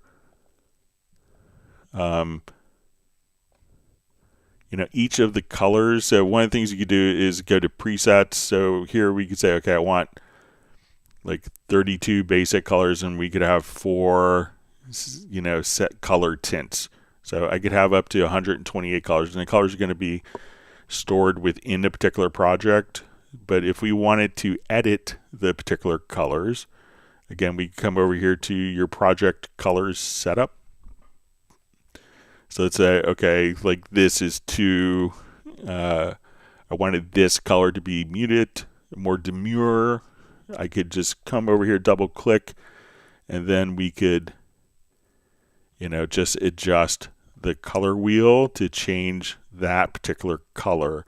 So each one of these colors, I know people will, I have a friend of mine that's completely OCD and will spend hours setting up, his colors. And, it's always interesting talking to artists, because they always have very definitive colors, like kick drum is always this color, bass is always this color, snare is always this, and hi-hat is this color.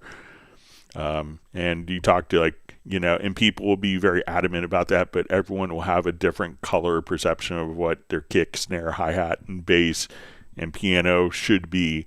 So, but you could go kind of crazy, just go into the project color setup and just double click on a color, and then you have kind of the color wheel that you could choose from here. So if you want it to be more, more neon-esque, you could just adjust here, and then you could just go back and forth between your different color tints. So if you want that to be very bright, or if you want it to be more muted, you could adjust the colors independently as well, right there.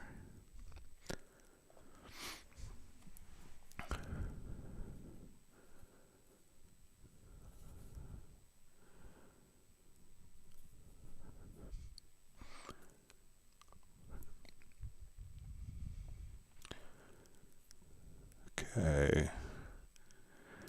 All right, so we see from Sue up, 1DI just says, hi Greg, when I put my Mac M4 Mini into lock screen mode, Cubase 15 will crash when coming out of this mode.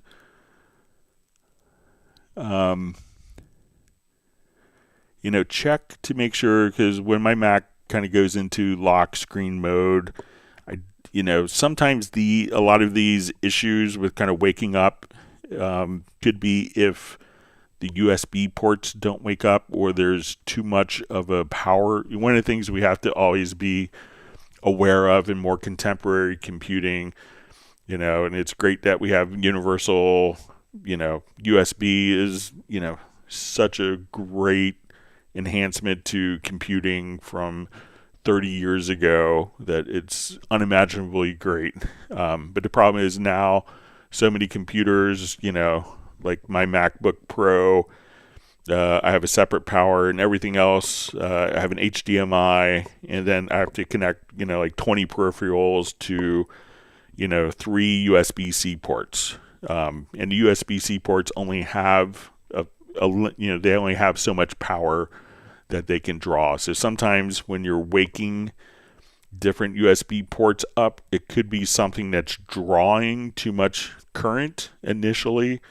So it's something you always have to be aware of when you have a lot of peripherals connected to your computer, that they could all be taking a lot of power. So sometimes the USB ports don't want to wake up. So check in your Mac. Let's see if there's like energy settings, and generally if you go into your system settings, like I would probably, let's see if it's going to be under,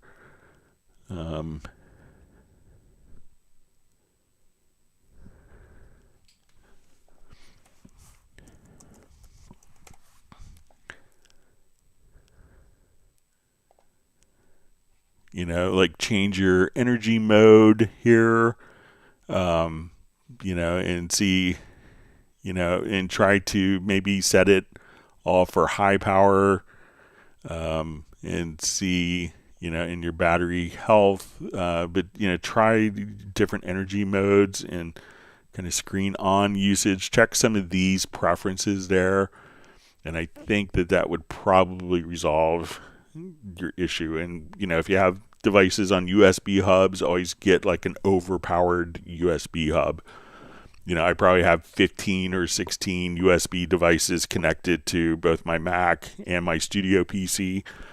So, and like sometimes it's just one device, if it's connected, could make my computer completely come to a crawl, and you change a USB cable and it's like, oh, this USB cable does higher power.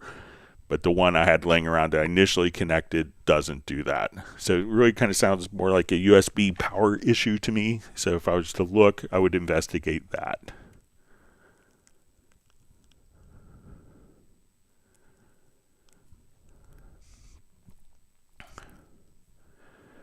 All right, so Suop's just asking to explain the ice cream gifting is all about. So see that Michael Teams expanded. So it's just Michael winning friends and he's doing the art of gaining friends and influencing people. Very Dale Carnegie of him. He probably used it to get better grades in school too.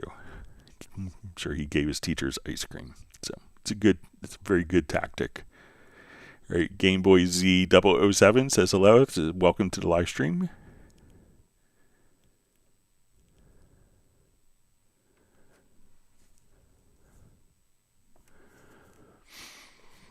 All right, Tim Weinheimer's question is, in a preference MIDI setting that lets you select key, drum, or score editor, there's a checkbox that says when opening drum editor, when drum map is applied. How's that supposed to work? Okay, so let's say we have MIDI drums. Let's see, probably have some here.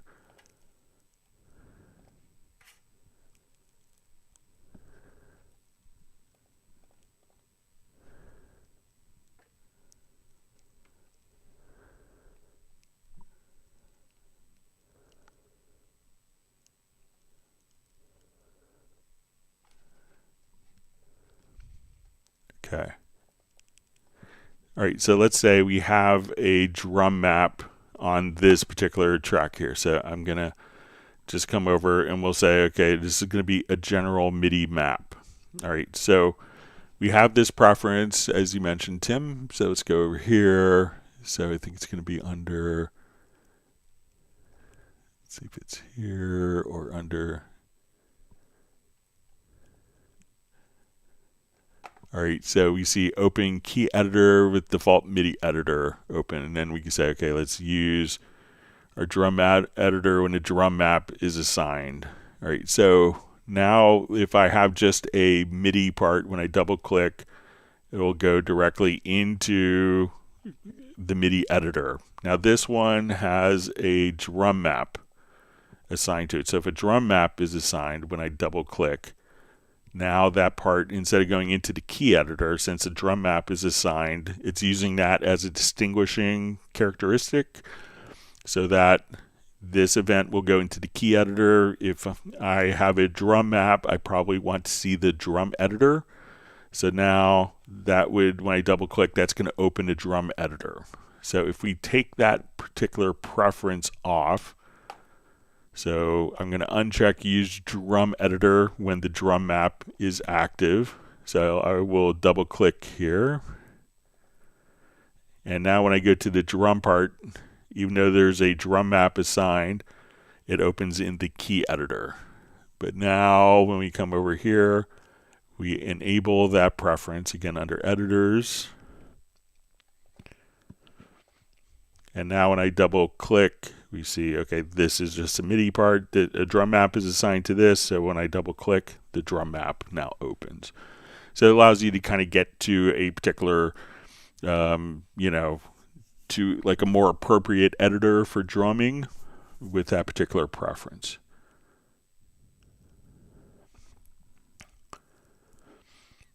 Let's see, Sabertooth Bicycle, Tim K just says Christmas lights are fun. You use a lot less energy than they used to when they were incandescent versus LEDs. So I say enjoy them. Yeah, I remember my dad, I think we had a late frost one spring, and everyone was worried about losing all of their apples on apple trees in the yard. So my dad, being the clever engineer that he was, he just went out and put the Christmas tree lights on so that the apple tree would not freeze and lose all the apples. So in our neighborhood, a bunch of people, if there was kind of a couple of cold nights, would put Christmas tree lights out to keep the trees a little warm to save apples.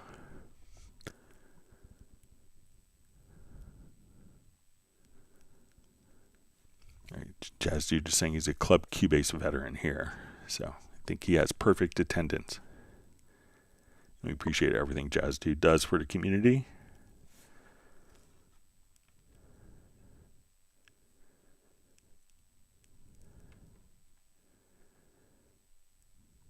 All right. Sabertooth Bicycle, Tim's received pistachio ice cream.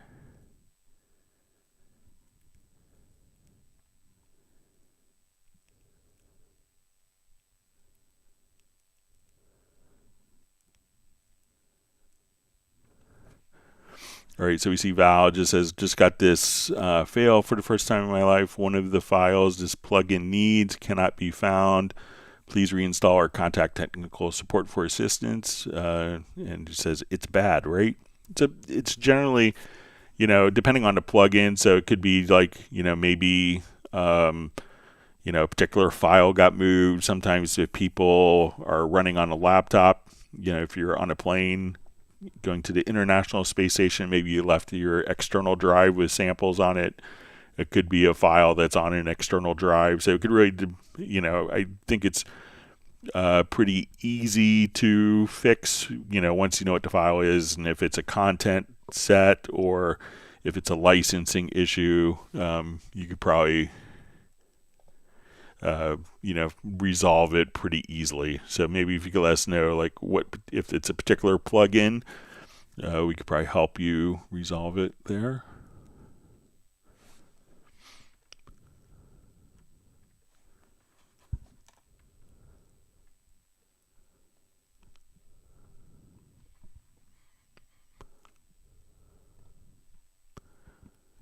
All right, reading through comments.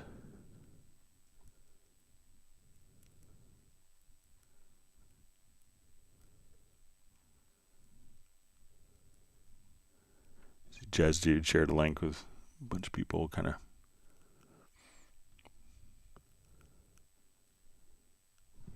people praising Magneto. Let me see.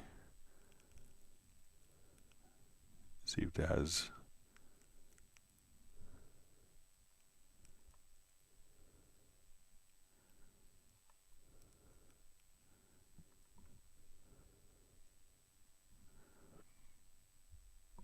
All right, so let's just jump back to. Thanks for sharing the post, Jazz Dude.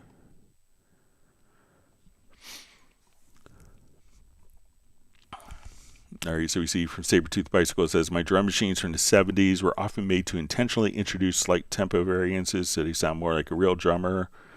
Nehan Hammond, Seal, others, even as a metronome, I find that more helpful.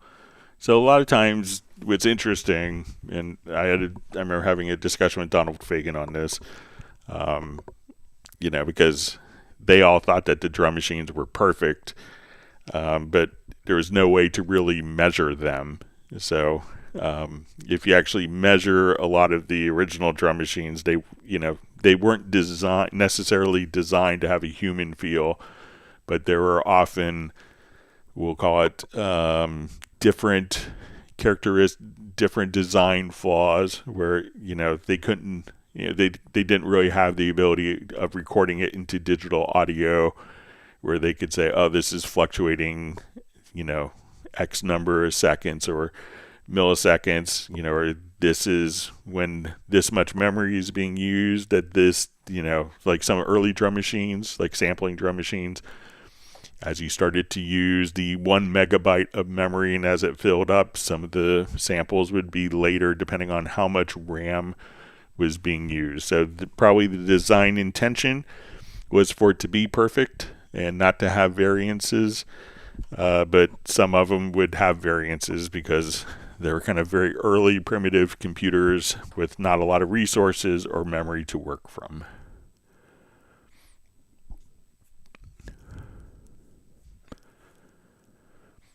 All right, so Chris Higginson asks, hi Greg, is it possible to control dynamics with the mod wheel within Olympus Choir Elements? Let's see if I have it.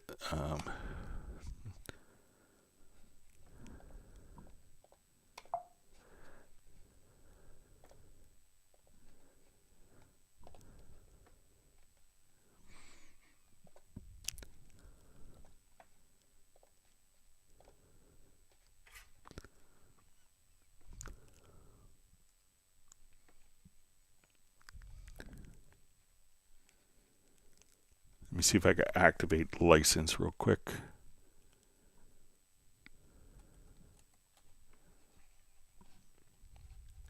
Bear with me just for a second.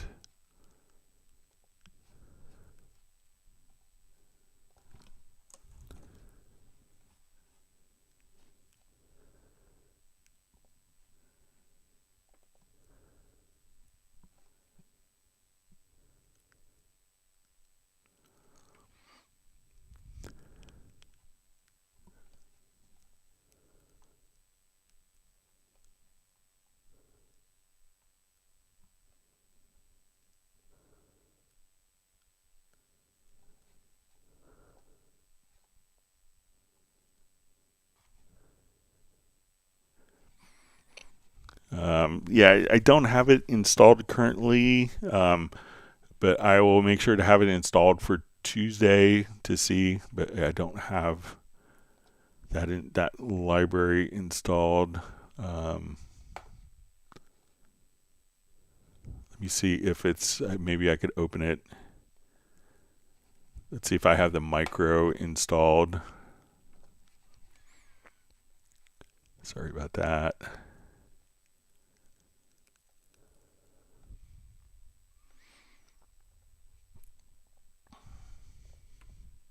Okay, so we'll try it in. All right, so let's say.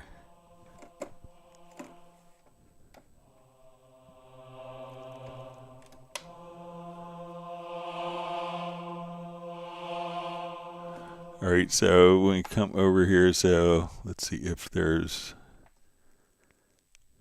like a setup. So so it looks kind of like the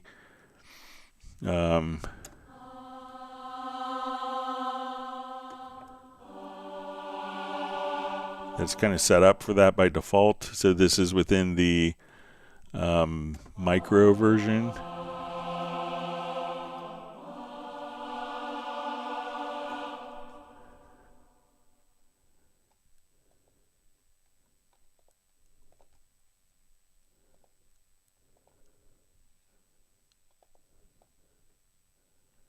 Yeah, let's just see if we.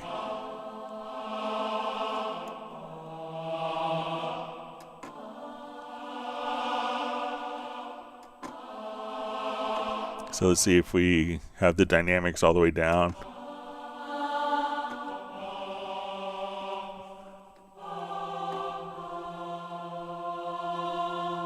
May not be as much, but it seems like it's already kind of doing that. Let's see if there's a way to.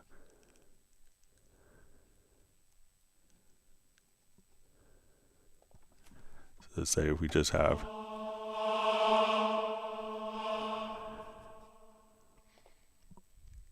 And then you could also maybe, so it looks like it's doing the swell.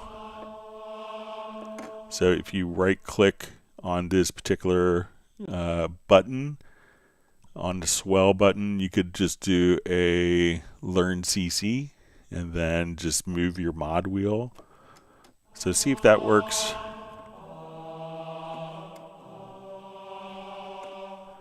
On just that. So let's say if we want to blend now. So if I wanted to learn a CC to blend between the two sources. And let's activate this layer here.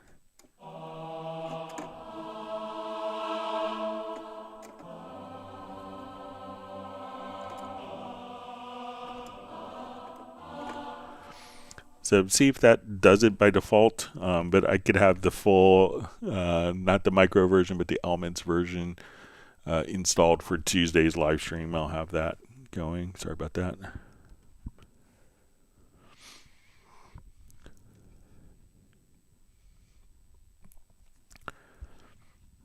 All right, so Michael Teams just says he has his old Casio RZ1 and Alesis SR16 drum machines. They still work, but I don't use them anymore, just saying. So yeah, I still have my first MIDI device was Alesis HR16.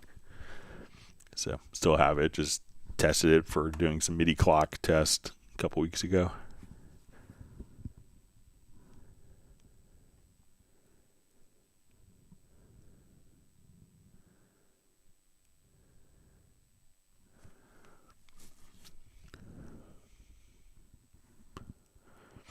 All right, so we see from FlyV says, question, I'm currently using an arranger track. How can I make my form jump on the time arrangement? Have it open in the inspector. All right, let me just open up project with.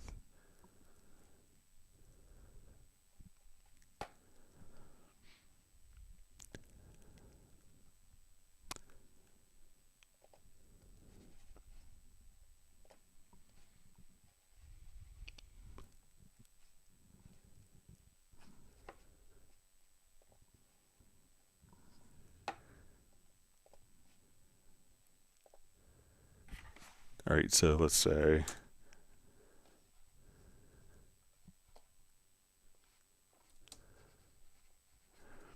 All right, so I'm just going to add an arranger track here.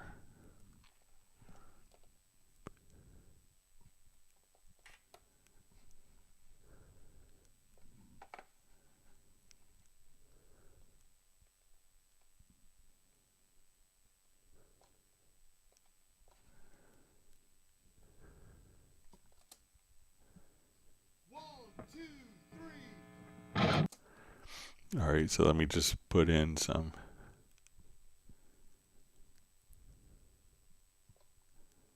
arranger events here.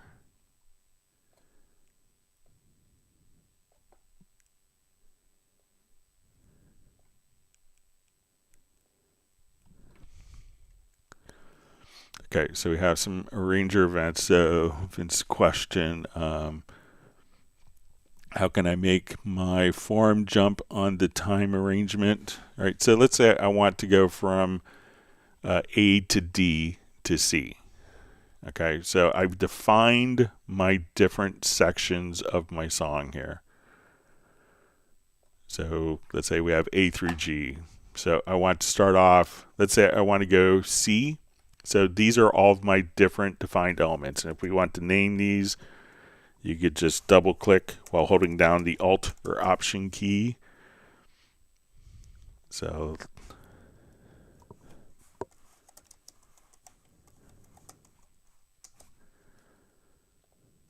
whatever you want to label it as. All right, so now when we want to jump, I can say, okay, I want to do C followed by verse going into B, and then we could do this twice. All right, so now when I activate the arranger track and we play, it's not going to play linearly. So if I come here,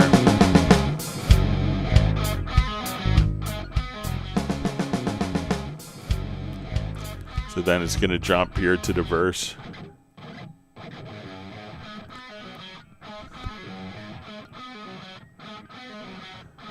And let's say after the verse, I want it to go to F. So when it gets to here, it's going to now jump to F.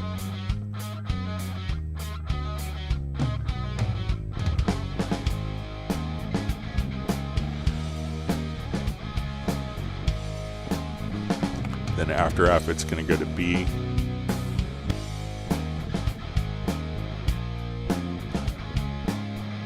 Then it's going to go, once it's done with B here, it's going to then go to C.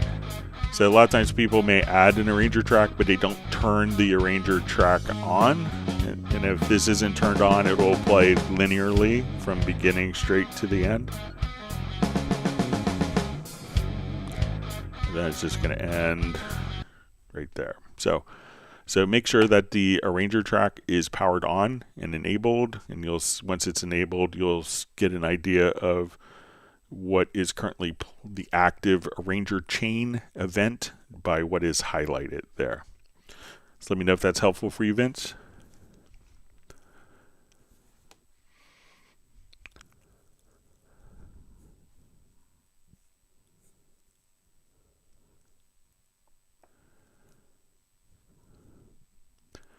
All right, Soren just says, Greg, out of curiosity, do you know why you're using Groove Agent 5 shows a different amount of drum kits than Groove Agent 6 SE? The difference is about 130 kits more on Groove Agent 5. So some of the kits, like when we open up, all right, so let's come over here. So let's say if we go to our instrument, I'm going to add, or I think we have a Groove Agent already. So, all right, so I'm going to open up a Groove Agent. All right, so let's look at Groove Agent 6 SE. So when I come over here, let's go to our kits. We will say, okay, let's go to, so here we can see, okay, we have Studio Kit, and then we have Studio SE. So the SE version, I believe, is just going to do 16-bit, but the full Studio Kit will be 24-bit samples. So you have like our Studio SE here, all right, and sometimes these will be kind of labeled as such.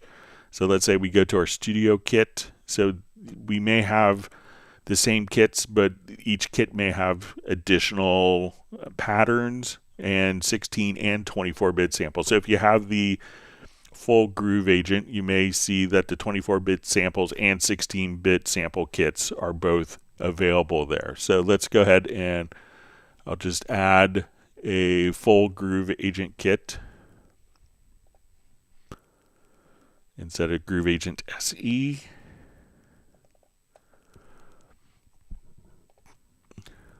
So now when we go to low kit, you may notice that we will have SE versions as well as the full versions here.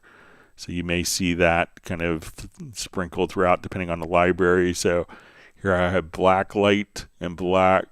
So we have Black Love SE, so it's going to be a 16-bit sample kit, and Black Love, or Blind Love rather. Sorry, I'm blind and reading that incorrectly. So Blind Love SE and Blind Love. So this will give you additional kits that are available only really in the full Groove Agent versus Groove Agent SE.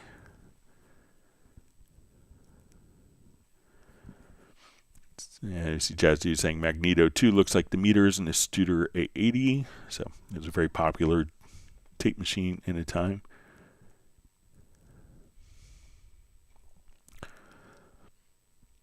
All right, so we see Fly V, just it's probably going back to the arranger track, just saying I also see pause after repeats and repeat forever. All right, so let's say if we're here, let's select our arranger track. All right, so let's come over here.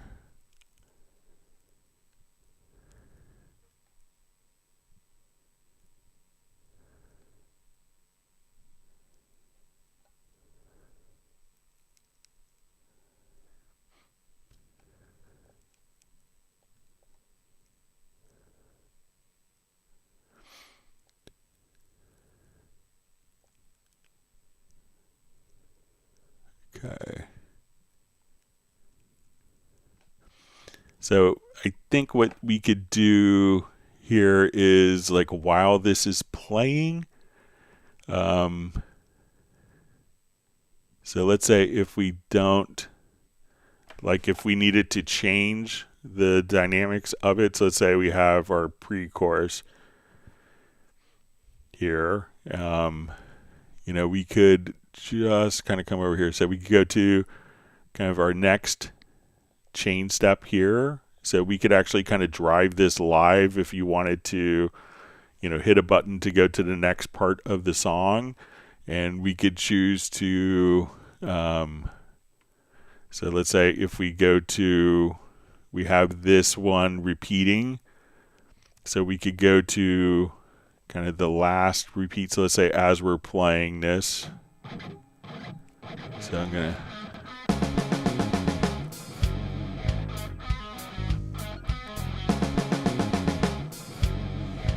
So I could just say I want to repeat that one more time. I could go to the first repetition of that and then say, oh, the audience is really digging that, so we're going to loop that section. They'll go to the next section. Then we could just have that kind of do a loop. And now it will move on to the verse 1. So this allows us to have kind of like more interactivity with it. So whether it's a drummer kind of driving it from a laptop, or we often have guitar players that will drive it directly from like a pedal board, where they're just driving the whole set from their pedal board, where they could stop and start and kind of loop a section, like if it's going to be a vamp, like an extended solo, and everyone plays until the guitar player gives a look, and then the guitar player can say, okay, we're out of this cycle, and then we could just go on with the arrangement.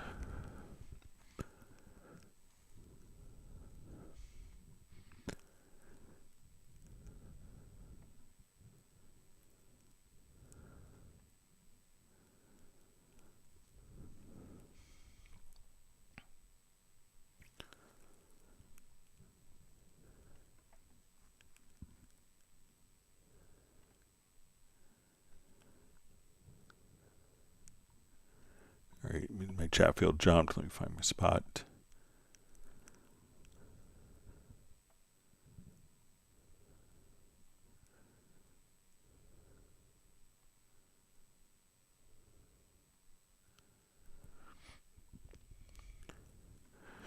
Okay, so we see from Soren says, Greg, I'm slightly irritated. The future past drum kits does not show in Groove Agent 5, but shows in Groove Agent 6 SE. The future past drum kit Apollo does exist, and among the drum kits in Groove Agent 5, but not under the future past package. It exists in all the lists only. It's a mess in Groove Agent now for me. So one of the things that you have to do, and I just did this right before, but always check, with Groove Agent 6 SE, if you go to like your download assistant, like here, I just, went through, make sure that when you go to the updates that all of your VST sounds here are updated.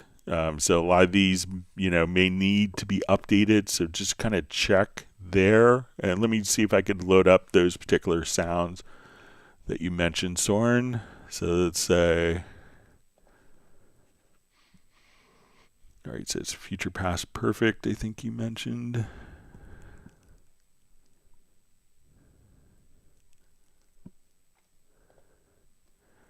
Okay, so I'm in full Groove Agent, and he said it was the Apollo kit here.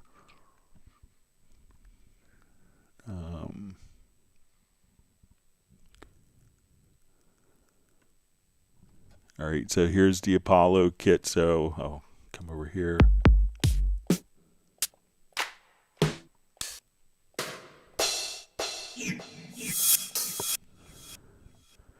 And so I'll do it in Groove Agent SE. We'll see if it shows up in the same spot.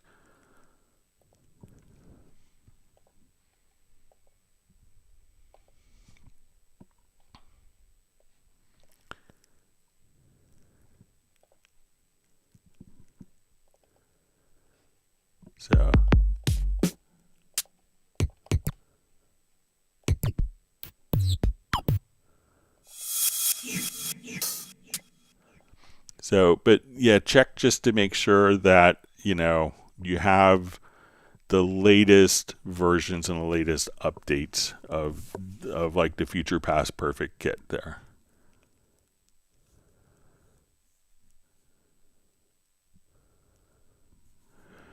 All right, this Ninja Scared says, I used to be able to right-click the insert icon on a track to pull up my plugins, but in Cubase 15 that option seems to be gone. Is there a way to fix it? Okay, so let's say just add some inserts on this particular track here.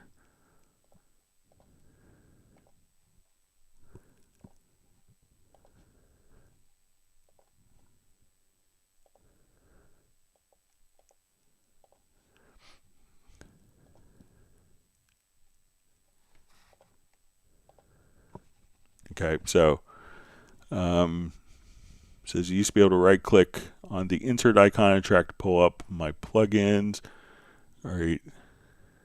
So let's say if we have this bypassed,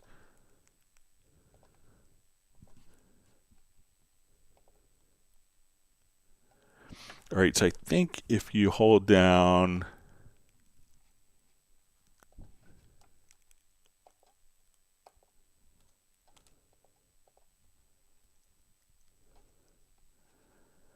so if you want to open up multiple inserts, I think if we hold down the Alt, let's see if it's the Alt or Option key.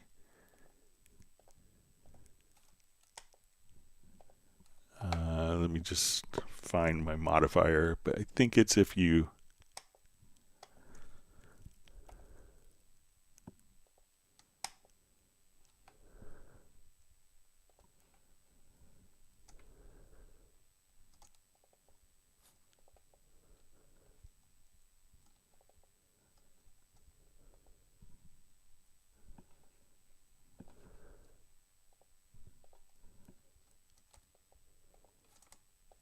there's like a modifier key to open all of them.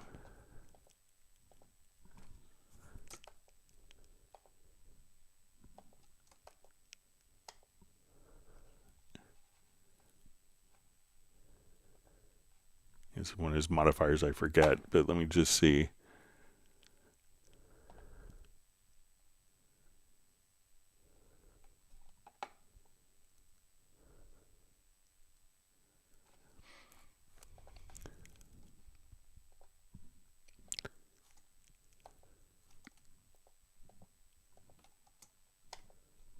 try a couple modifier key combinations. Okay, so if you want to open up all of the inserts, I never was aware of it actually doing, so if you want to open up multiple plugins, if you just go to like the edit channel settings here, and it's going to be Alt or Option plus the Shift key, that will open up all of the plugins on a particular track. So I don't think that it ever was, I don't ever remember it right-clicking. I could be mistaken, but I think I've tried that a number of times in the past. But if it's where you want to, so to pull up all your plugins, so click on like the edit channel settings instead of that, Alt or Option plus the Shift key, then that will open up all of your insert plugins. And you can go to the Windows menu and just close all plugin windows. So let me know if that's kind of what you want to do. So Alt or Option plus Shift, and then directly here to close all plugin windows.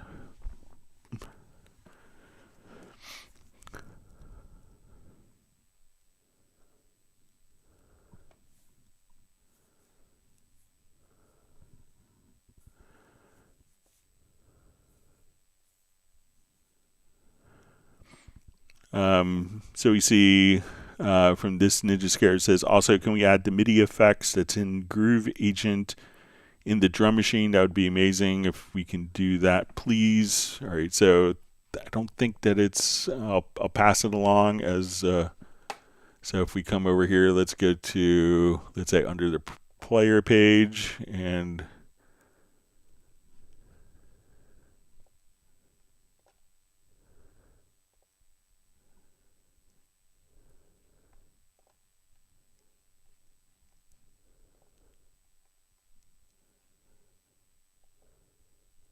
where we set.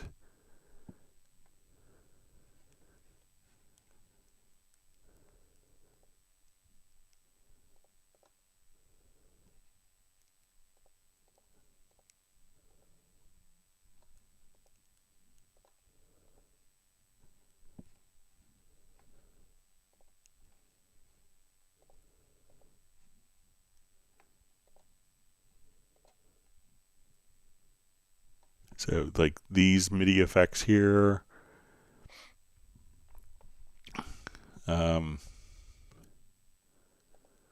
Yeah, I will pass that along. I mean, you could already do, like if you wanted to do flams. So a lot of these, we could take a look at. So if you're not familiar with it, let's just add a drum track.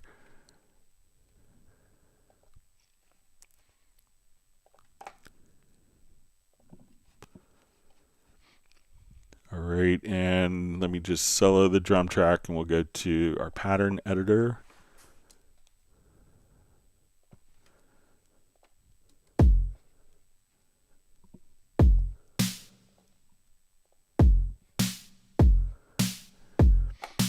So if we wanted to come over here, we could just say, okay, I want to adjust the repeats. So there are some.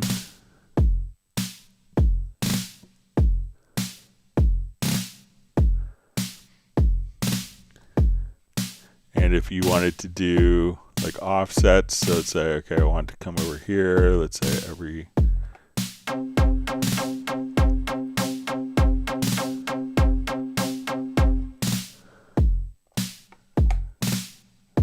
right.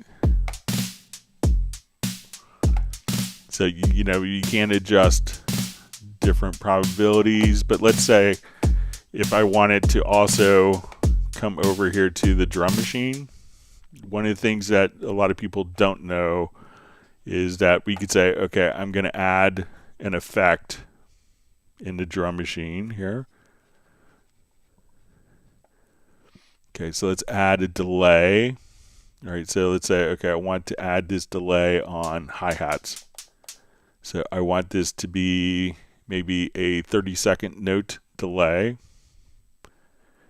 Okay, so what I want to do now is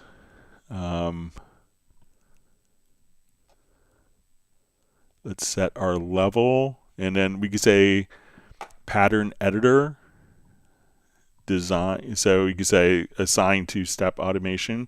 So once I do that, I go to the pattern editor, and now let's say for my hi-hats, we can see that we have this delay level. So I could say, let's put on our delay here.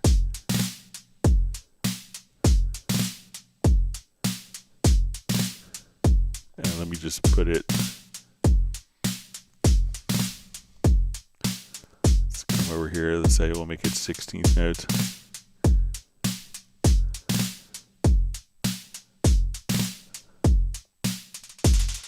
Okay, I'm going to set this here. So we'll say pattern editor. So now when I go to the pattern editor, I could select this particular parameter and say, okay, now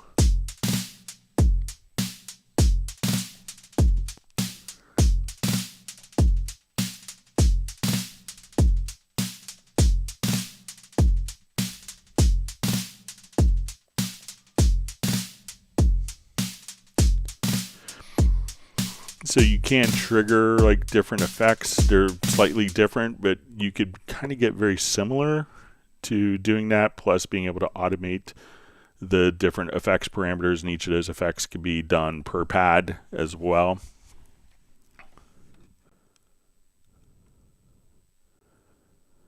All right, so we see Phil 2550 says, greetings, Greg, Cubase Nation from the Virgin Islands. Really appreciate the real-time tutorials. I've learned so much with the last 3 months. Really love Steinberg software and products. Great to see you on. Thanks for joining us today. Virgin Islands sounds like a good place to be. All right. So we see Shiro the Taurus Beats says, new to Cubase, 3 days in, moved from Studio One. Thank you for joining the live stream, and welcome to the Club Cubase community. And we hope to, get you up to speed on Cubase as fast as we can. So thanks for being on with us.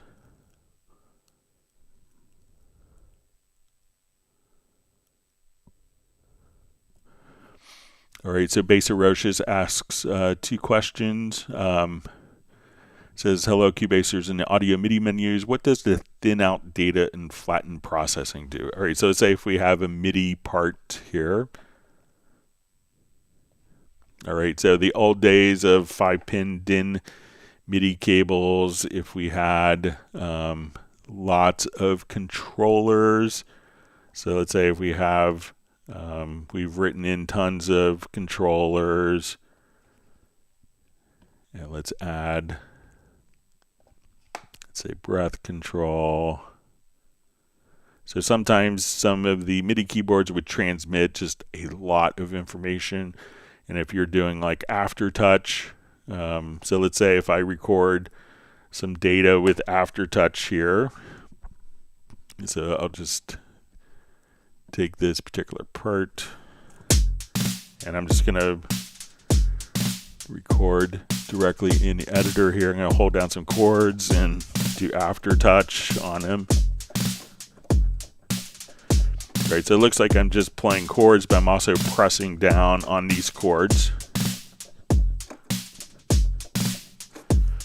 All right, so let's say at this point, we look at our data here, and it looks like we just have some notes, and we have a lot of data. So sometimes, we look at this in, let's say, a MIDI list editor.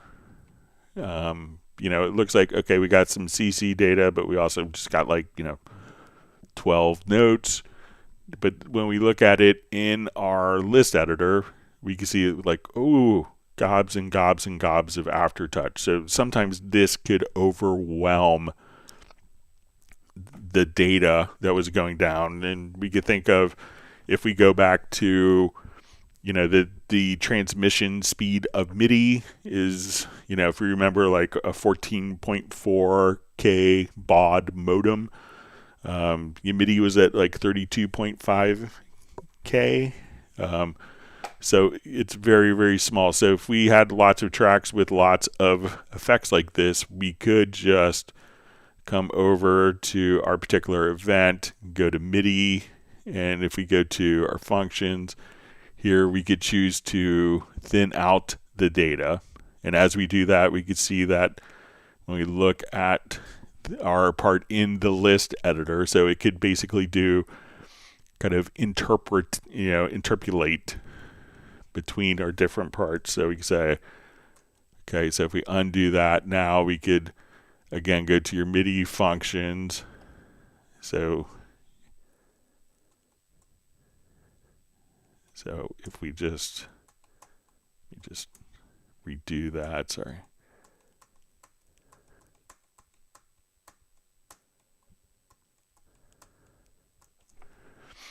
All right, so now when we open this up in the list editor and we choose to thin out data, this way it would kind of get rid of different data so that we don't have to have 14,000 bits of pitch bend data. So that's kind of the intention of that. So it's not really an issue with, not as much of an issue with USB or the virtual instruments. Now the second part of the question was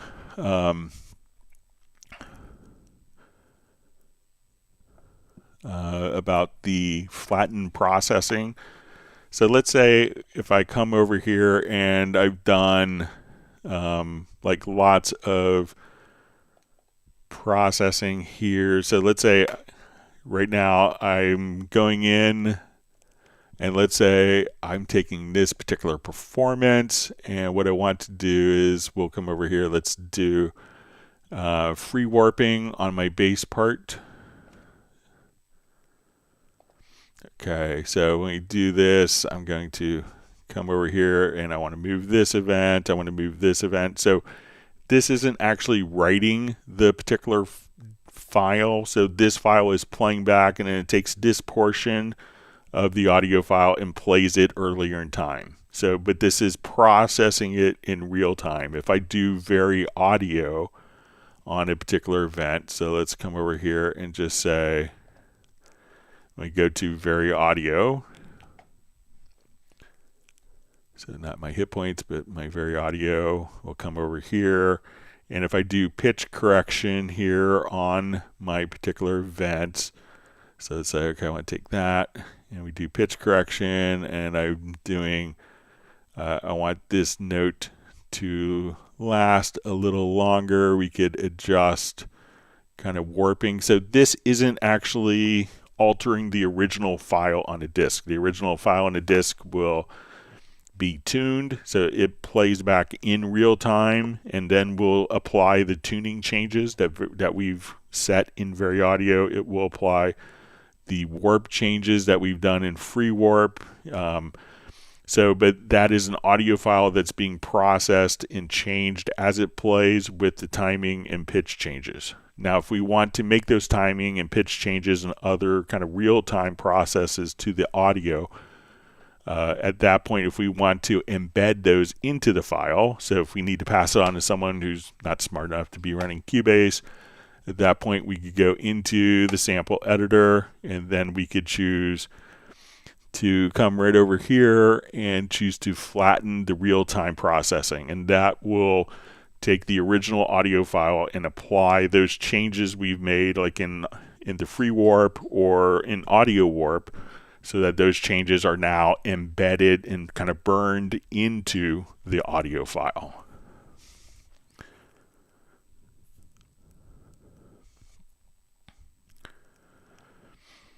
All right. It's great to see you back on Bass Herocious. I always love your name.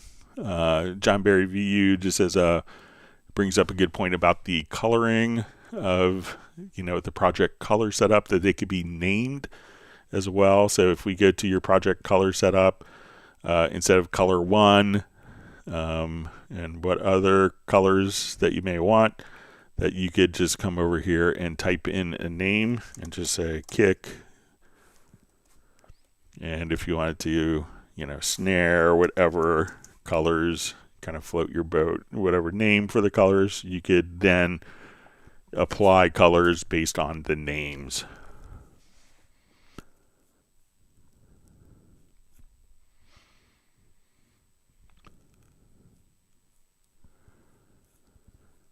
Tim Weinheimer is just suggesting get a powered USB hub. That's what I have and never have a problem. So, yeah. And you could get an overpowered USB hub as well.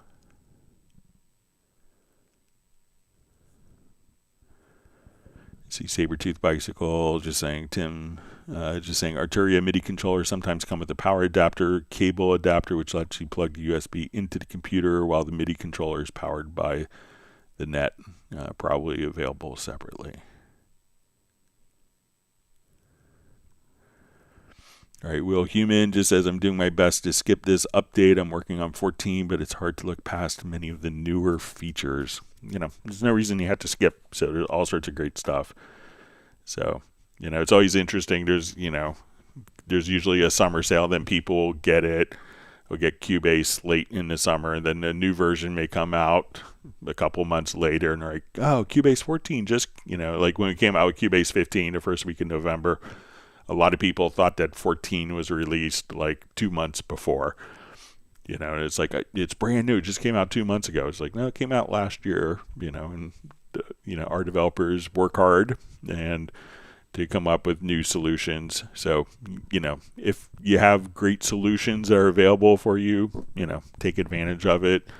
Because I think it's always a good investment.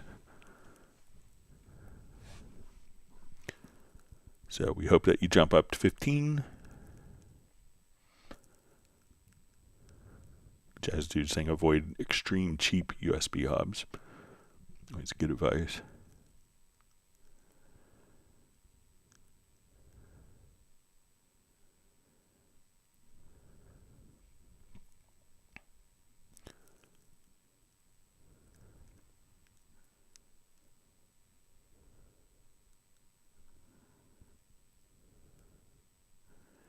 All right, so we see from Tim K. Just says, that was a cool story about your dad's idea for saving the apples, and that would never work with LEDs, too efficient, and not enough heat generation infrared. So, yeah, my dad was very clever. So he was kind of a true engineer's engineer. All right, so we see from Shiro the Taurus Beats says, is this Cubase 15 or 14? So I'm in 15. Some of my projects may say Cubase version 14, and that's just because that project was created in or saved in Cubase 14. So, but I always run the latest version of Cubase.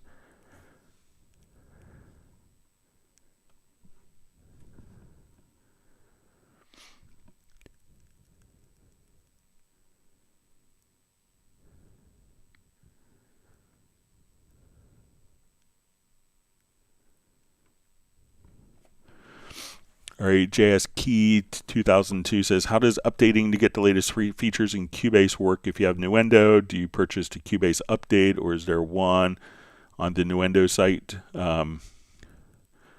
So generally, Nuendo have all the features of Cubase plus more. And those particular features will often take additional time. So generally, the Nuendo update will come like 3 or 4 months after the Cubase update. So just be aware of that. And then that will have all the Cubase 14 or all the latest Cubase features plus additional Nuendo specific features as well.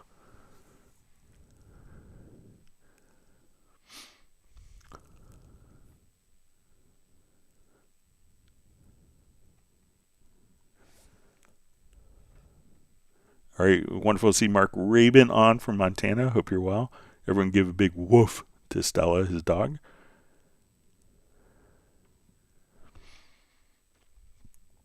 And he's coming and he's hit the like button. So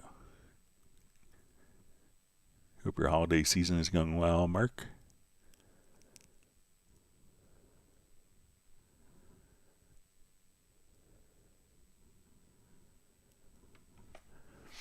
All right, so we see from Tim K. It just says, thanks, Greg. I thought that was intentional, the variances on old drum machines. I even read them so described in the Nihon Hammond manual, but being accidental actually makes a bit more sense. Yeah.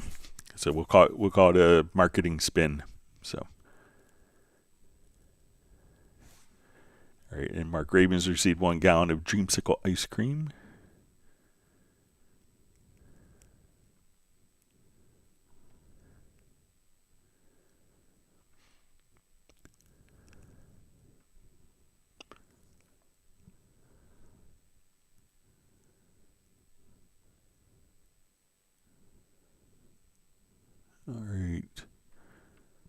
All right, so we have ESTAT IQ collaborator just says happy Friday from Raleighwood, North Carolina. Thanks for joining us.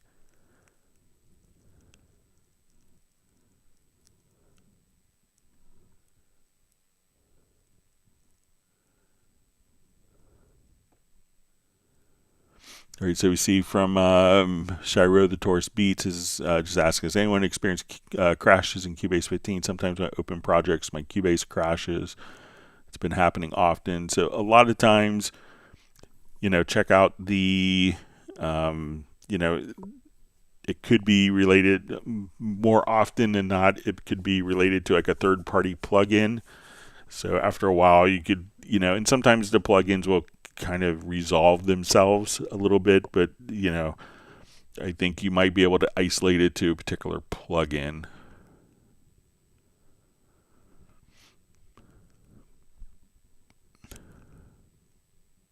See other people kind of mentioning that too.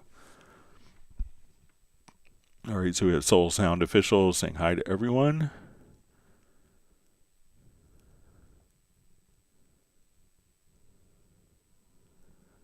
Okay, so we see FlyV just says, thanks, Greg. I had placed the time mode to musical from linear, then it follows. So, yeah, that would make sense. Sorry, I didn't think of that.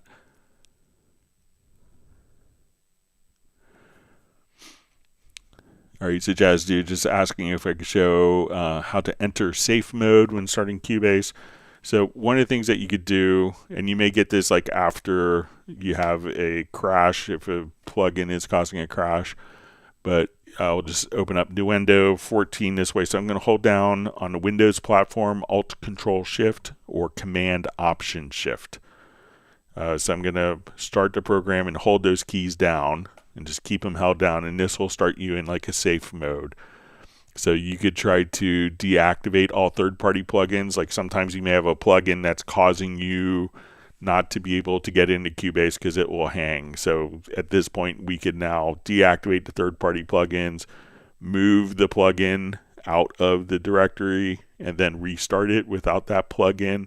Or you could choose to, temporarily disable program preferences, or to delete, or just simply use the current preferences. So if you're running into where something isn't opening up, hold down Alt-Control-Shift on Windows or Command-Option-Shift on Mac OS. Then you could start it in safe mode.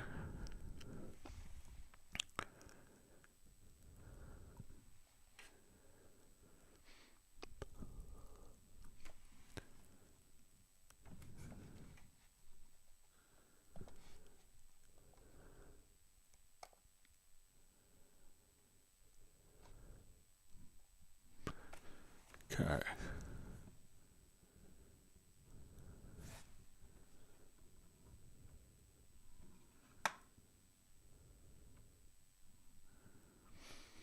All right, wonderful to see Capped Energy Music, checking in from Pennsylvania.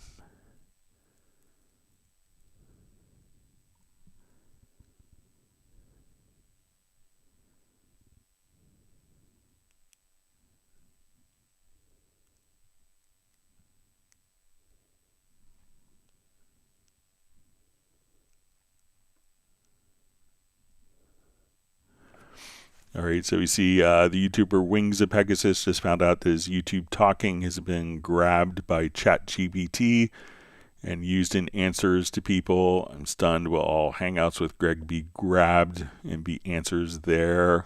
So I think it's already happened a bit, but I'm not sure if they used my dialogue with it.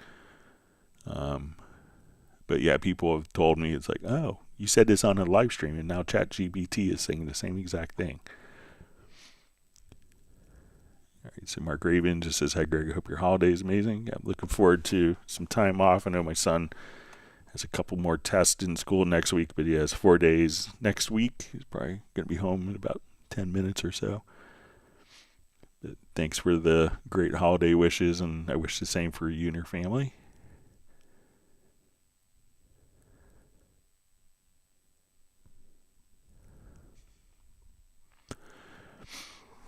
All right, Uno Memento says, on the main track window, we have a new volume slider. How can I hide it? And why the slider handles on some tracks, black or white. So it could depend again on your color contrast. So let's say if I turn this to, if it's a dark color, it'll be kind of white. If it is a bright color, it'll be dark, just for, for contrast and like high contrast readability and legibility. Now, if we want to, and it could be, if you don't see it on some tracks, it could be dependent upon the height. But if you right click and we go to our track control settings, we could also access this just by going in our track area right here. We see this little settings cogwheel. And then we have volume, pan. We could remove those. And we could, so if we remove them, we can see that my audio tracks, I don't have, once we hit apply, the volume and pan disappear. I could add these. And then once we do this, just to be completely thorough, we can say, okay, do I want on instrument tracks but not sampler tracks? Do I want on drum tracks and not MIDI tracks or group tracks? So these different track classifications, you could specify which controls, including the volume and pan, are available and visible.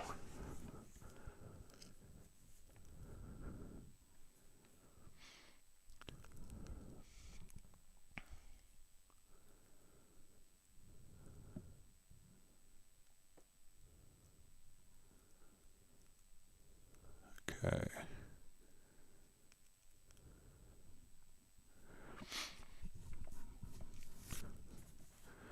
All right, so we have Soul Sound Official asks, it says, hi Greg, is there a way to select MIDI notes and do humanize on them? Okay, so let's come over here. Let's say, let me just do this track and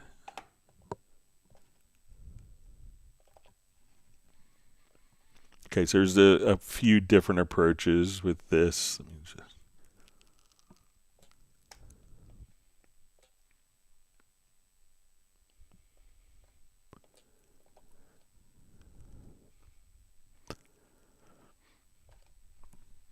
all right, so I'm just going to put in like some eighth notes here.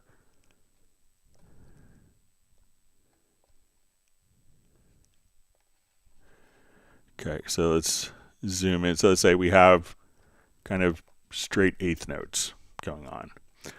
Okay, so one of the ways that we could do this, all right, and let's say as we're working with this, I just want to see velocity. Okay, so got all these notes. These notes are all kind of perfectly in time, very boring, very machine-like. And if we want it to be more human, there's a couple of different approaches. So one is if we just go to like your quantize, we could say, okay, I want to adjust, let's say our quantize swing. So let's make this like 80. So now when I quantize, we can see that all those particular notes will shift. So we could, that's one approach. So you could quantize with variation. We could also just go to a couple of, like if we want to go to our MIDI modifiers. So you may notice that we will have a MIDI modifier tab. And here we could choose, okay, I want to randomize position, and we'll say plus 15, minus 15.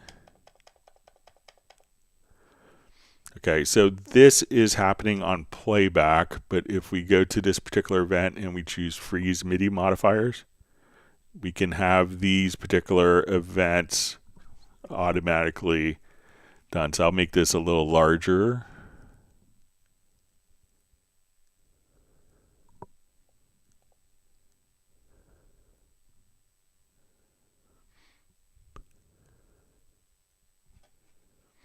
right? And we could just come over here, and so we could see that we could not only randomize positions, we could choose to randomize velocity, randomize length. So let's say, okay, my maximum value I want to be, let's say 120, and my velocity, I want this to say 80 for my minimum value. All right, so when we look at this, our velocities are all the same.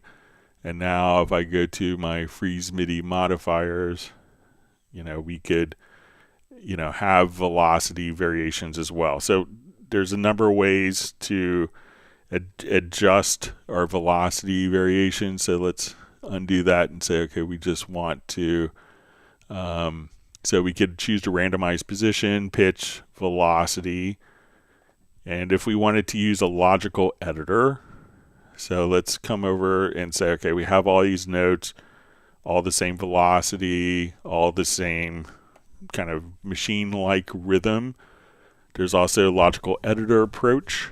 So we can say, okay, I want to take all, I want to transform notes. And the notes, what do we want to do? We want to take our position, and we can say set to relative random values. So if we want to come over here, so let's go ahead and just say minus 80 to 80. And we also want to randomize velocity. And we're going to say set to random values between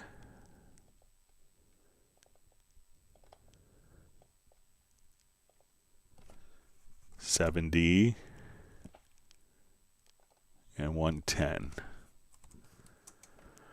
So now when I do this, we could randomize both the velocity and the rhythm as well. So all sorts of, multiple approaches to doing that. So it could really just matter how much you want to randomize as well to make it more human sounding. And also just, being able, alternating velocities can also help quite a bit as well.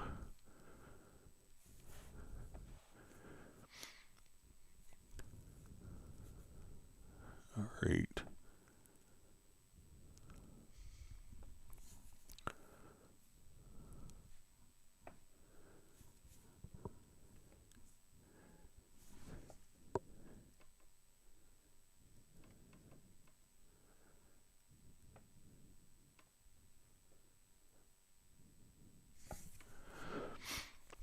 All right, so we see Mark Rabin just says, we got snow today. I woke up to an ice storm about 3 inches on top, and it's supposed to be 40 degrees by sunset with the weekend in the 40s, which is pretty bizarre. All right, you see David M. on from outside Liverpool. Just say hello, everyone. Time to take in more tricks. Thanks, Craig. All right, we see Charles K. joining. Thanks for being online with us and part of the community today.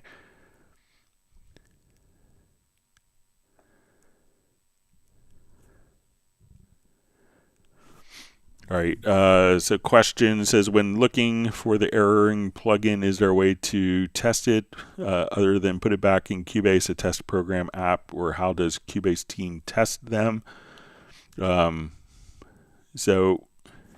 sometimes it could be, sometimes when you may get a crash log after a plugin, depending on a crash. So a lot of times if a plugin is causing a crash, you may get a little message with a crash log. So that's one of the good things that you could do with AI is actually, kind of read a crash log, and there's utilities to read crash logs. And that could often kind of point out which is the errant plugin. Sometimes depending on what the plugin does, it may not generate, it may not kind of have any indication, like if something didn't load and the plugin caused it to crash, like that information may not make it into the crash log. Sometimes plugins may crash the first time and not the second or third time. And I remember, and I shared this on the live streams before, but last NAMM show in January, at our kind of Steinberg dinner one night, I got to sit across from one of the developers who does all the performance, and I asked him about that. And I was like, am I crazy? Because logically, I would think that if it crashed once, it would crash every single time. And he's like, no, what can happen sometimes if a plugin goes into a bad part of memory, it knows not to go there the second time, and it looks for kind of an alternate path. So, it's after a while, you figure out which plugins are stable, which ones work consistently. Sometimes the issues can resolve themselves, but don't add 400 plugins and then kind of add your plugins a few at a time so that you could methodically track down culprits.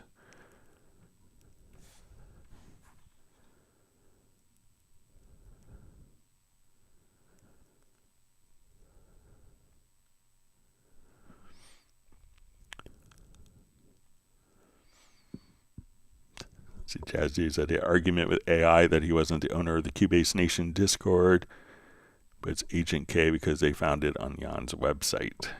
Yeah, I think once you start arguing with AI, you've already lost. Everyone is lost. So, all right, Raw Justice Hip Hop says, I've been with you since 2 in a Roku. Now on a PC, just say hi from Capitol Heights, Maryland, so not too far away from me, across the river. So we hope you're feeling better. We know you're a little sick and in bed recovering, so we wish you well.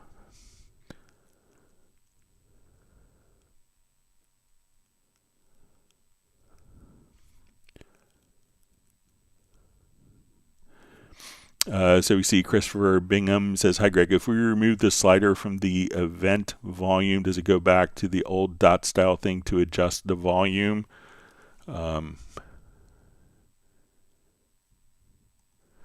Okay, so let's say if we go to the event volume here, all right, so let's say if we're here, let me just cut and we'll show.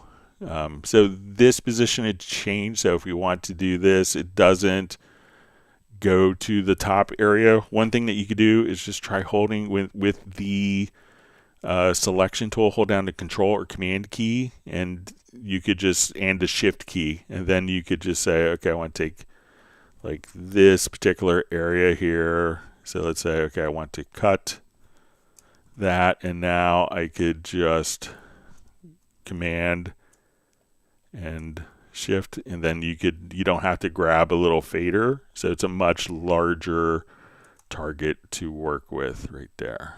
So try that if it's this particular, you don't want to grab, this little fader here, you could just kind of do it. But a lot of people coming from other programs have, see their clip gain there, so we moved it for an easier transition. But try the control or command plus the shift key, and then you could just adjust the clip gain right there.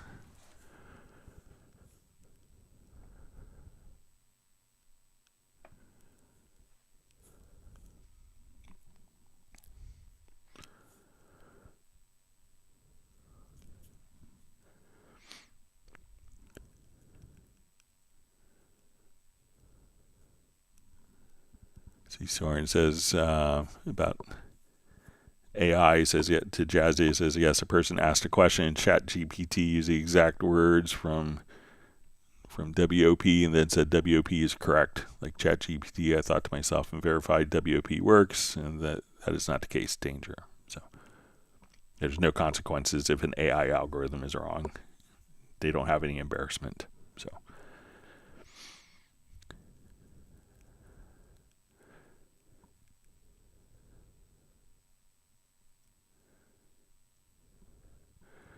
All right, so we have Charles K. just says, is there a way to see a project's sample rate prior to opening a project? If not, this would be a great feature to help Cubase to not crash. I don't think so, but let's see if we get a new project here. So I don't think.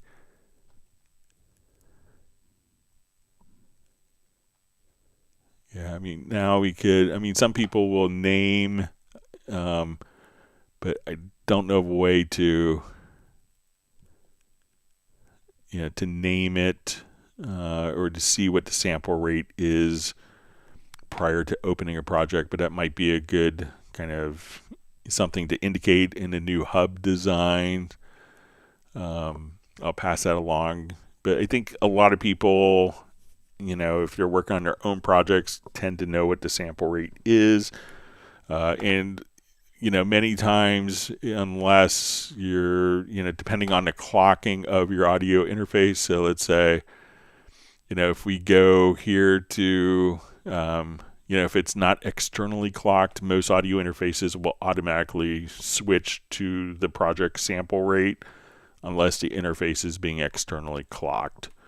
So for most times, if you're externally clocking, then it could be an issue because then it's going to be following the clock as opposed to the project sample rate. But if that's turned off, most of the time it switches to sample rate,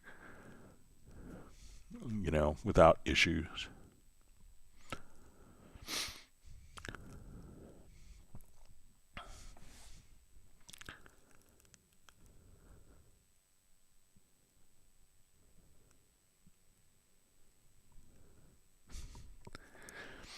All right, Gerald Ely says, hey, Greg, if ChatGPT is listening to you, then you should repeat this phrase, AI should never make music.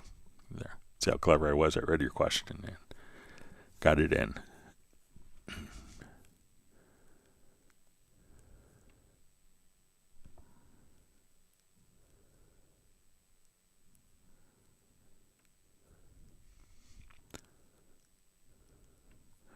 All right, David MW says, do you know why our names have changed? I've been away sailing this season. All happened when I got back. So if you go to, it was just about like maybe 3 weeks ago that one day everyone logged in and had different names. But you could change your name. I think it's, to give everyone a unique name. But if you go to youtube.com/handles, then you can pick a name and hopefully get your rightful name or your previous name back. So, but we hope you had a great time sailing the seas.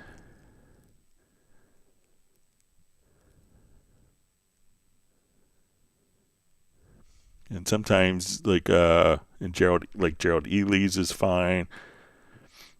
I see Jazz Dude posted the link.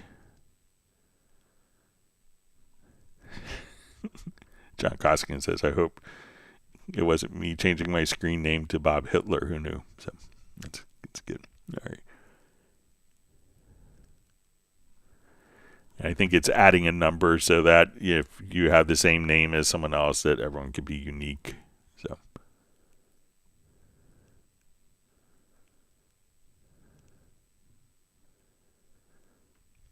All right. So glad to see that Raw Justice Hip Hop is feeling better.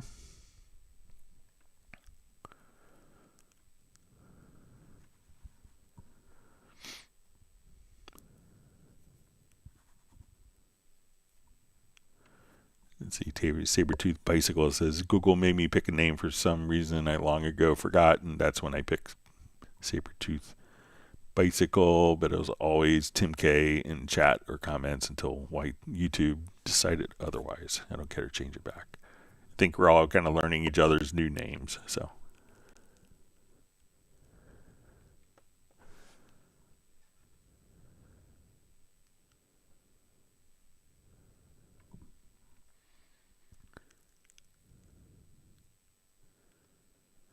Let's see, Sabertooth Bicycle just says, problem with the tech bros is they decided the public should have to do all their beta testing, refuse to cooperate, and don't feed AI with any clicks at all. So.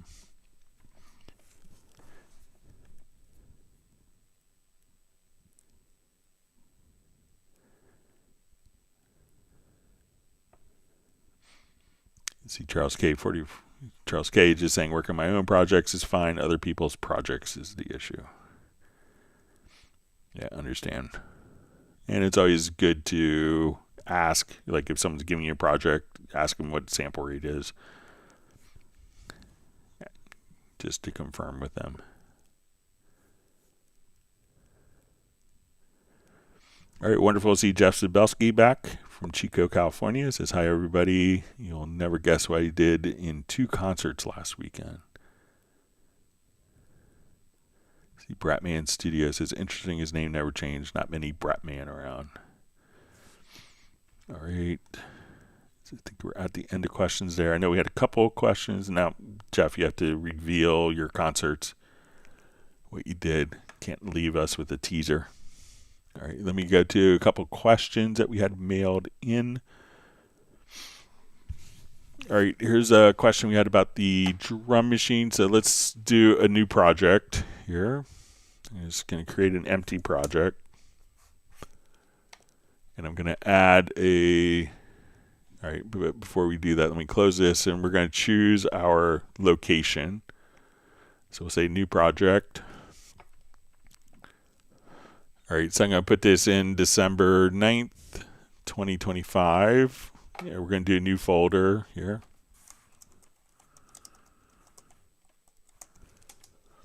Okay, so we're going to call this drum machine. All right. And what we want to do, and the question is how to back up samples in the drum machine to the project folder. Okay, so let's add a drum track.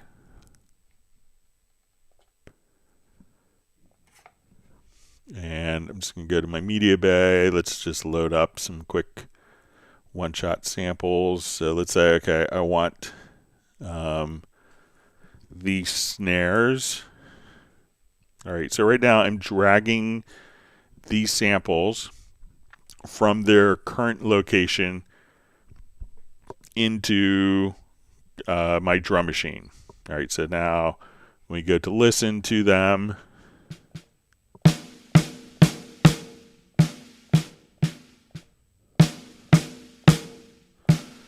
okay, so I have my samples here, and let me just record an audio file.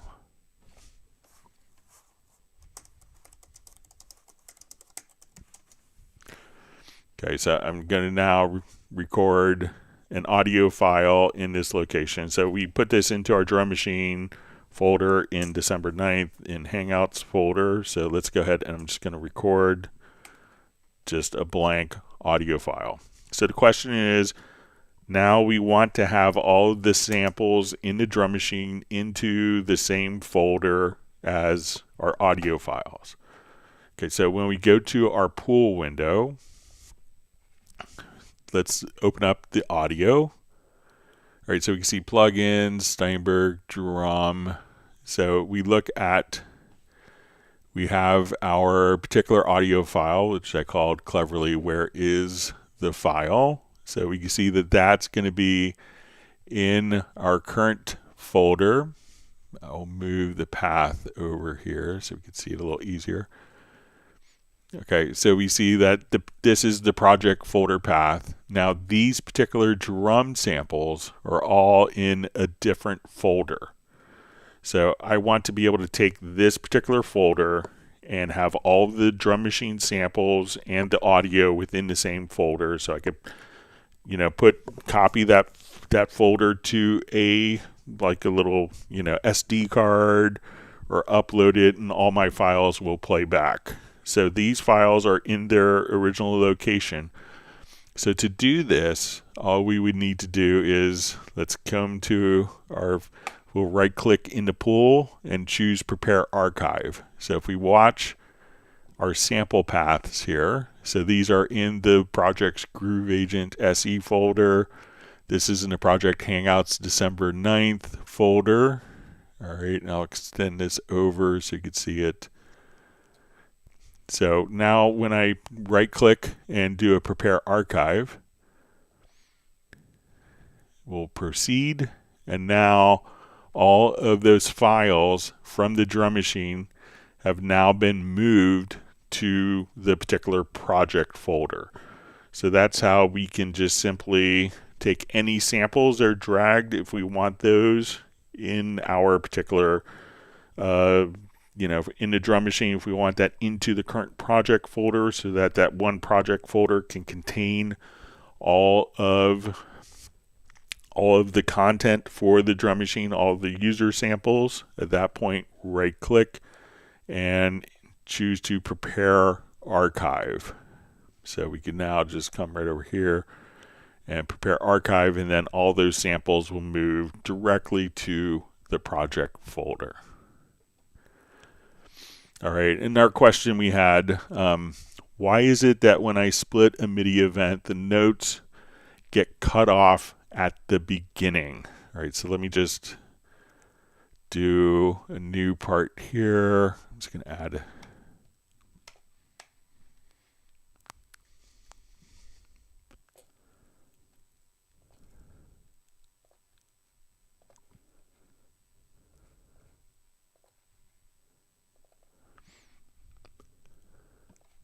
okay, so let's say we're here and we'll just play a little bit. All right, so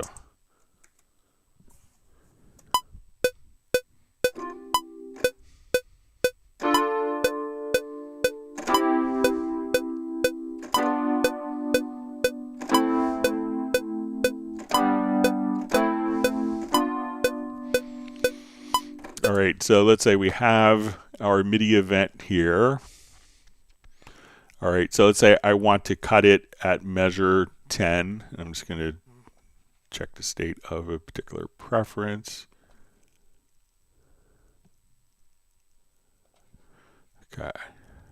All right, so let's say I want to cut measure 10 and 11 and copy measure 10 and 11 to measure 17 here.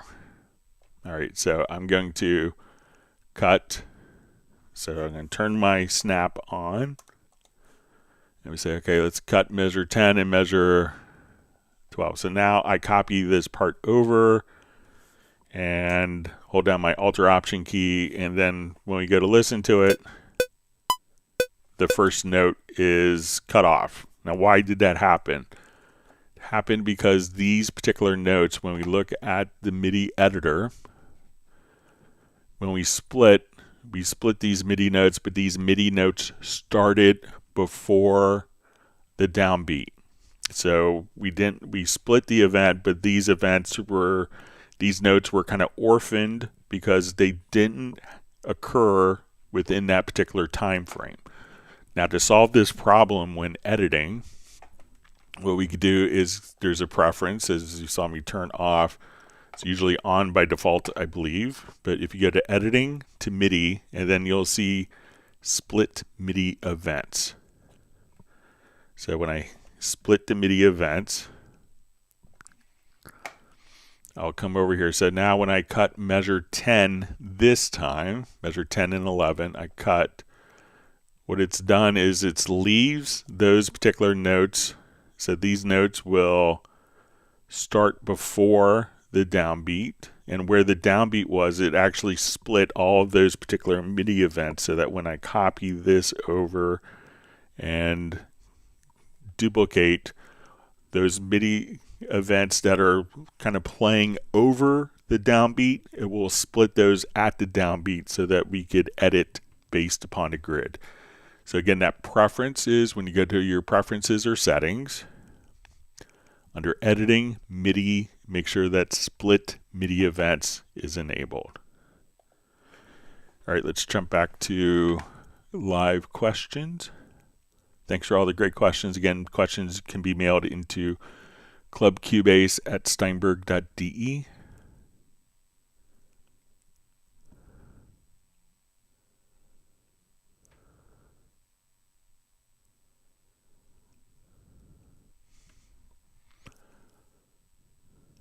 All right.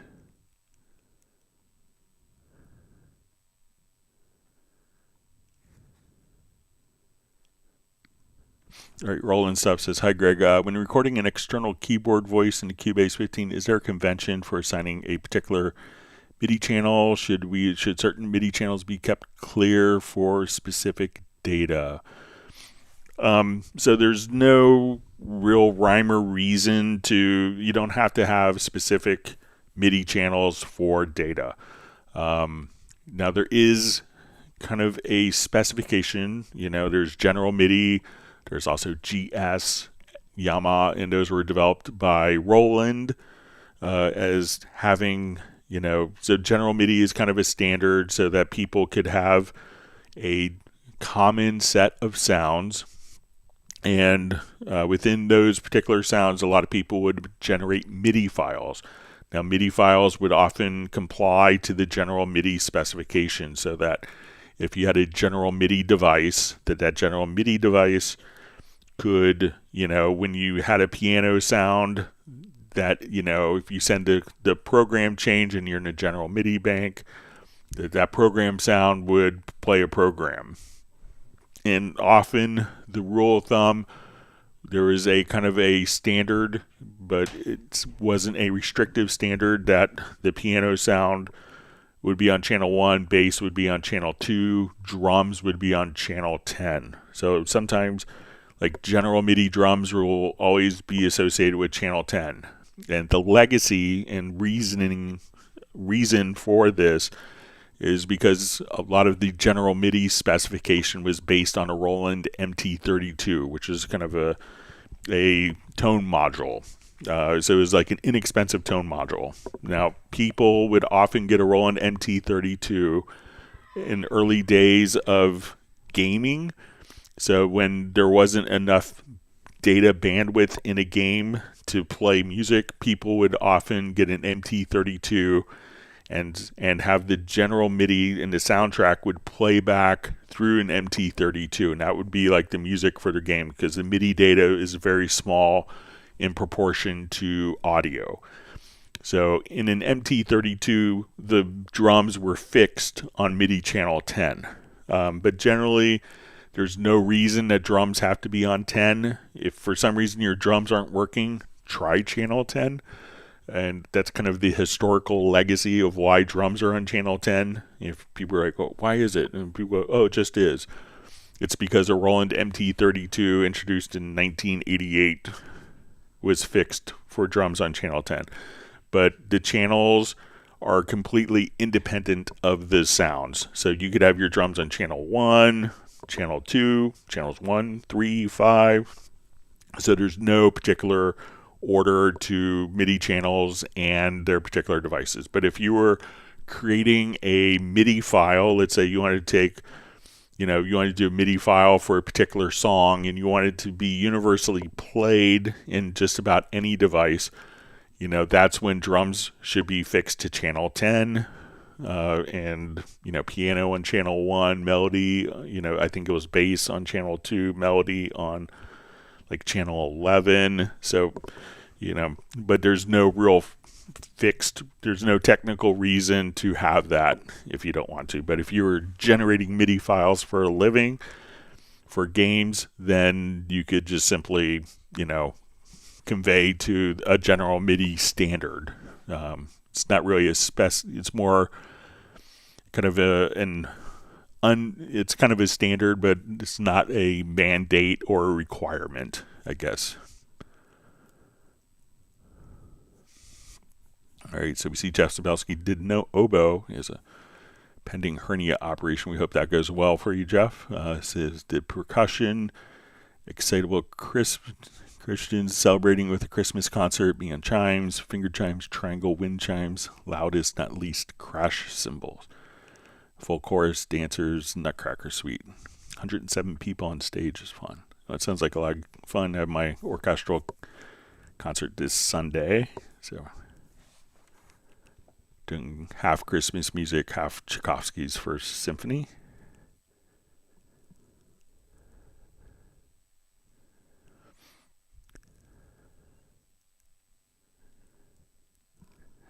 David M says, yet to be an amazing bar counter.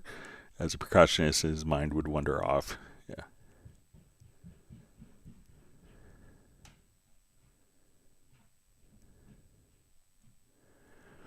All right, so Flyv just asked just about finished mastering within Wavelab. Can it be used for just one song at a time?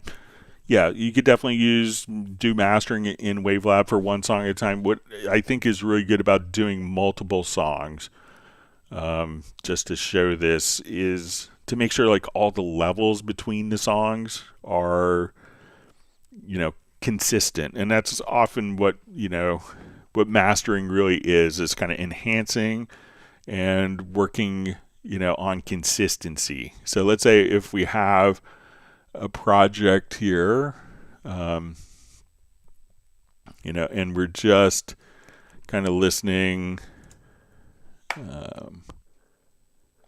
Just set my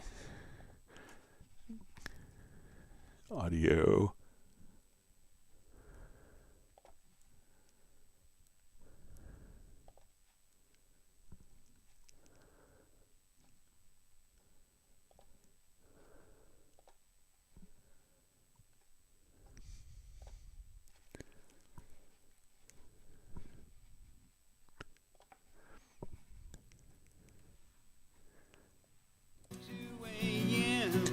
So let's say like if we just look at the amplitude of these particular tracks, and if we jump,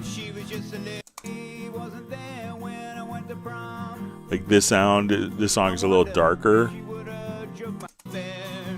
That one is definitely brighter than this one. So you could do stuff like once we have kind of all of the songs together here. So let's say I'm just going to go to my album and we'll just come over here and let's just do our album wizard. We'll hit apply. This will put all the pause between tracks. So let's say I just want to go to, let's say now we want to treat this as kind of like an entity. So maybe this one's too soft, this one's too loud. Let's say I just want to match levels. So, if we come over here, we can say, okay, let's just, I think we go to process, we go to the meta normalizer. Like stuff like this is where Wavelab's just like really great. So I can say, this is my active clip. I want to match the loudness of the active clip, and I'll say apply. And now it'll go through kind of the whole project. And now we have consistent volume levels, of all the songs, so that this way, like track 3 isn't louder than track 4, track 7 isn't softer than track 1.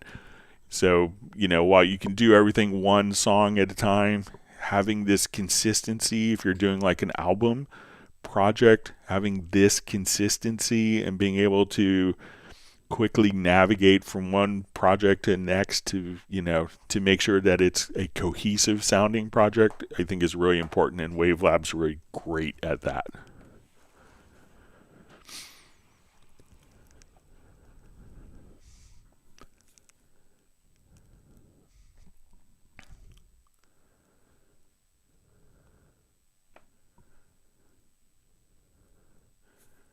See, Jeff Sabelski says Overparts is all the counting in when doing percussion arrangements printed that used pickup bar. So yeah, it must be interesting kind of switching instruments in a symphony.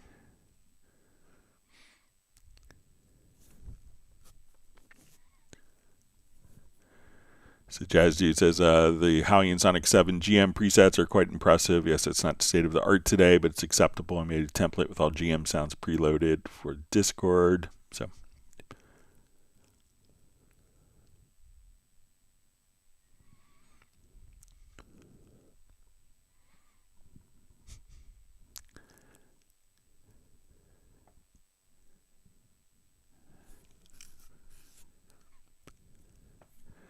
all right, Bratman Studio says, hey, Greg, at your concert, what will you play? Stand-up, electric, bass, profundo. So I'll be doing all kind of, stand-up bass, arco, kind of in the bass sections. There's 3 of us, so it's a lot of fun.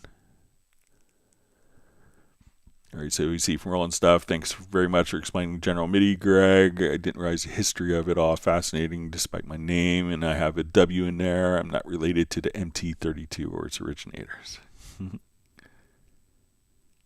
Yeah, there's still like people today will get it, like find an MT32, and the MT32 then kind of migrated when that was discontinued to like a sound canvas. So a lot of people that did game music, like my friend George Sanger, who was like a really early on game music composer, just really fascinating guy. He was like his like name was, he was the Fat Man, so he was like very but it was never overweight in any way. But he was like an early game like a game music composer. So like, I remember seeing the first time I saw him was at a Comdeck show, which is like a huge computer trade show in Las Vegas, and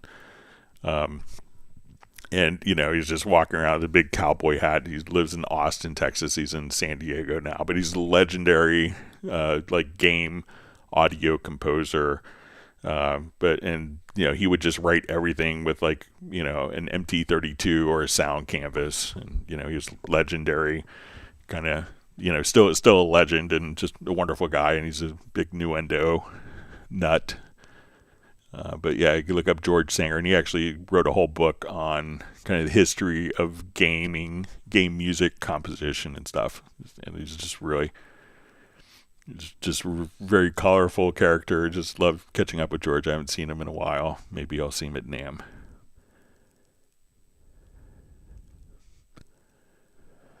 All right, so we see the Buttman says, "Good evening, all. Hope everyone's safe. Had a great week sneaking in whilst watching little Alex home play How Long from Ace for 24 hours in support of Stand Up for Cancer." It's a great song. I didn't realize for a long time that was Paul Carrick on vocals. I got to work on a session with him in New York once where he just nailed his totally amazing vocal in the control room with a SM57 between the monitors. Just like so great.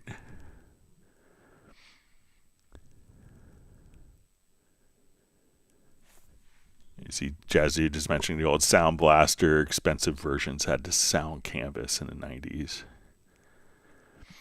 Jeff Sabelski says got Dorkut Pro and Cubase Pro 15. Amazing.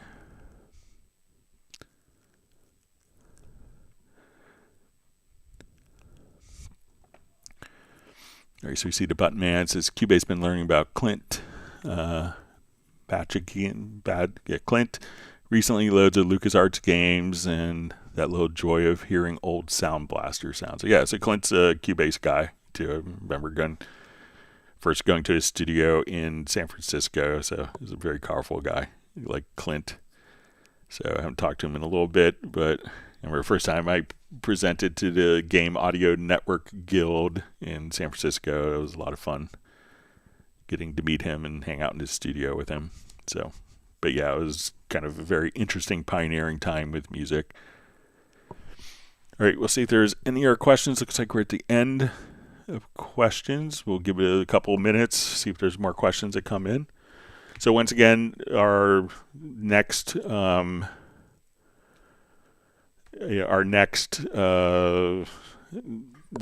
social meetup will be on 1 week from today. So we'll wrap up for the year on the 19th. So that way I won't have to work until 11 o'clock at night on the 23rd. So.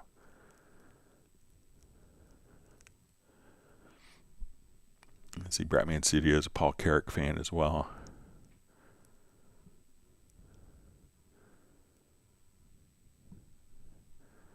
All right, Michael Teams is granted the most Texan flavor of, I thought it said armadillo, but it's amaretto chocolate ice cream too.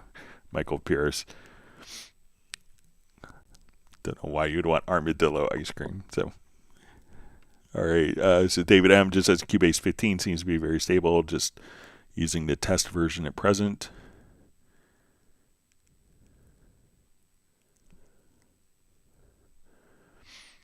Yeah, so the Butt Man, Michael Pierce says Cubase really. Maria's been chatting to him a lot recently. I'm envious, but found a load of old box games in the loft. So.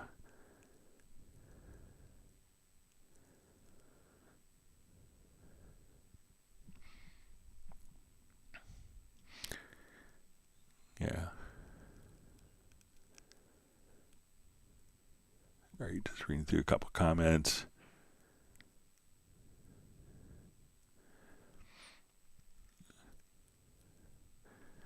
All right, so we see Jeff Spelsky says piccolo trumpet samples. I have questions later. Okay, we'll see if we get to them. So there may not be like a super piccolo trumpet library. It may just be kind of an extended sample library of a real trumpet. Yeah, Michael Team's happy to see Jeff Sabelski back. He's getting 1 gallon of Dreamsicle ice cream.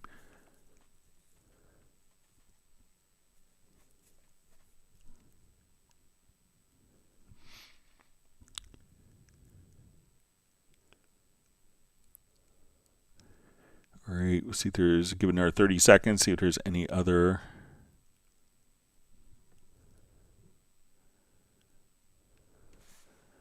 See, Michael Pierce has smashed his phone up, arranged repair, and he's much poorer.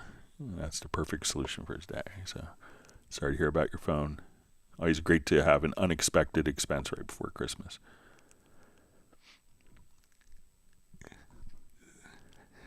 See, Sabertooth Bicycle says, see you next time, everybody. Wait, armadillo chocolate. So, I just misread it. So, but that's a good band name, Armadillo Chocolate. All right. Well, it looks like we're out of questions. I want to thank everyone for all the great questions. It's always a joy to be able to help people, and I just appreciate being part of a wonderful community. And I wish that everyone has a wonderful, relaxing weekend and everyone stays safe and healthy. And we'll have our live streams on Tuesday and Friday next week where we'll have our Zoom social. So with that, we'll go ahead and wrap up. Everyone, please, again, stay safe and healthy, and look forward to seeing everyone back on Tuesday. Thank you very much. Goodbye.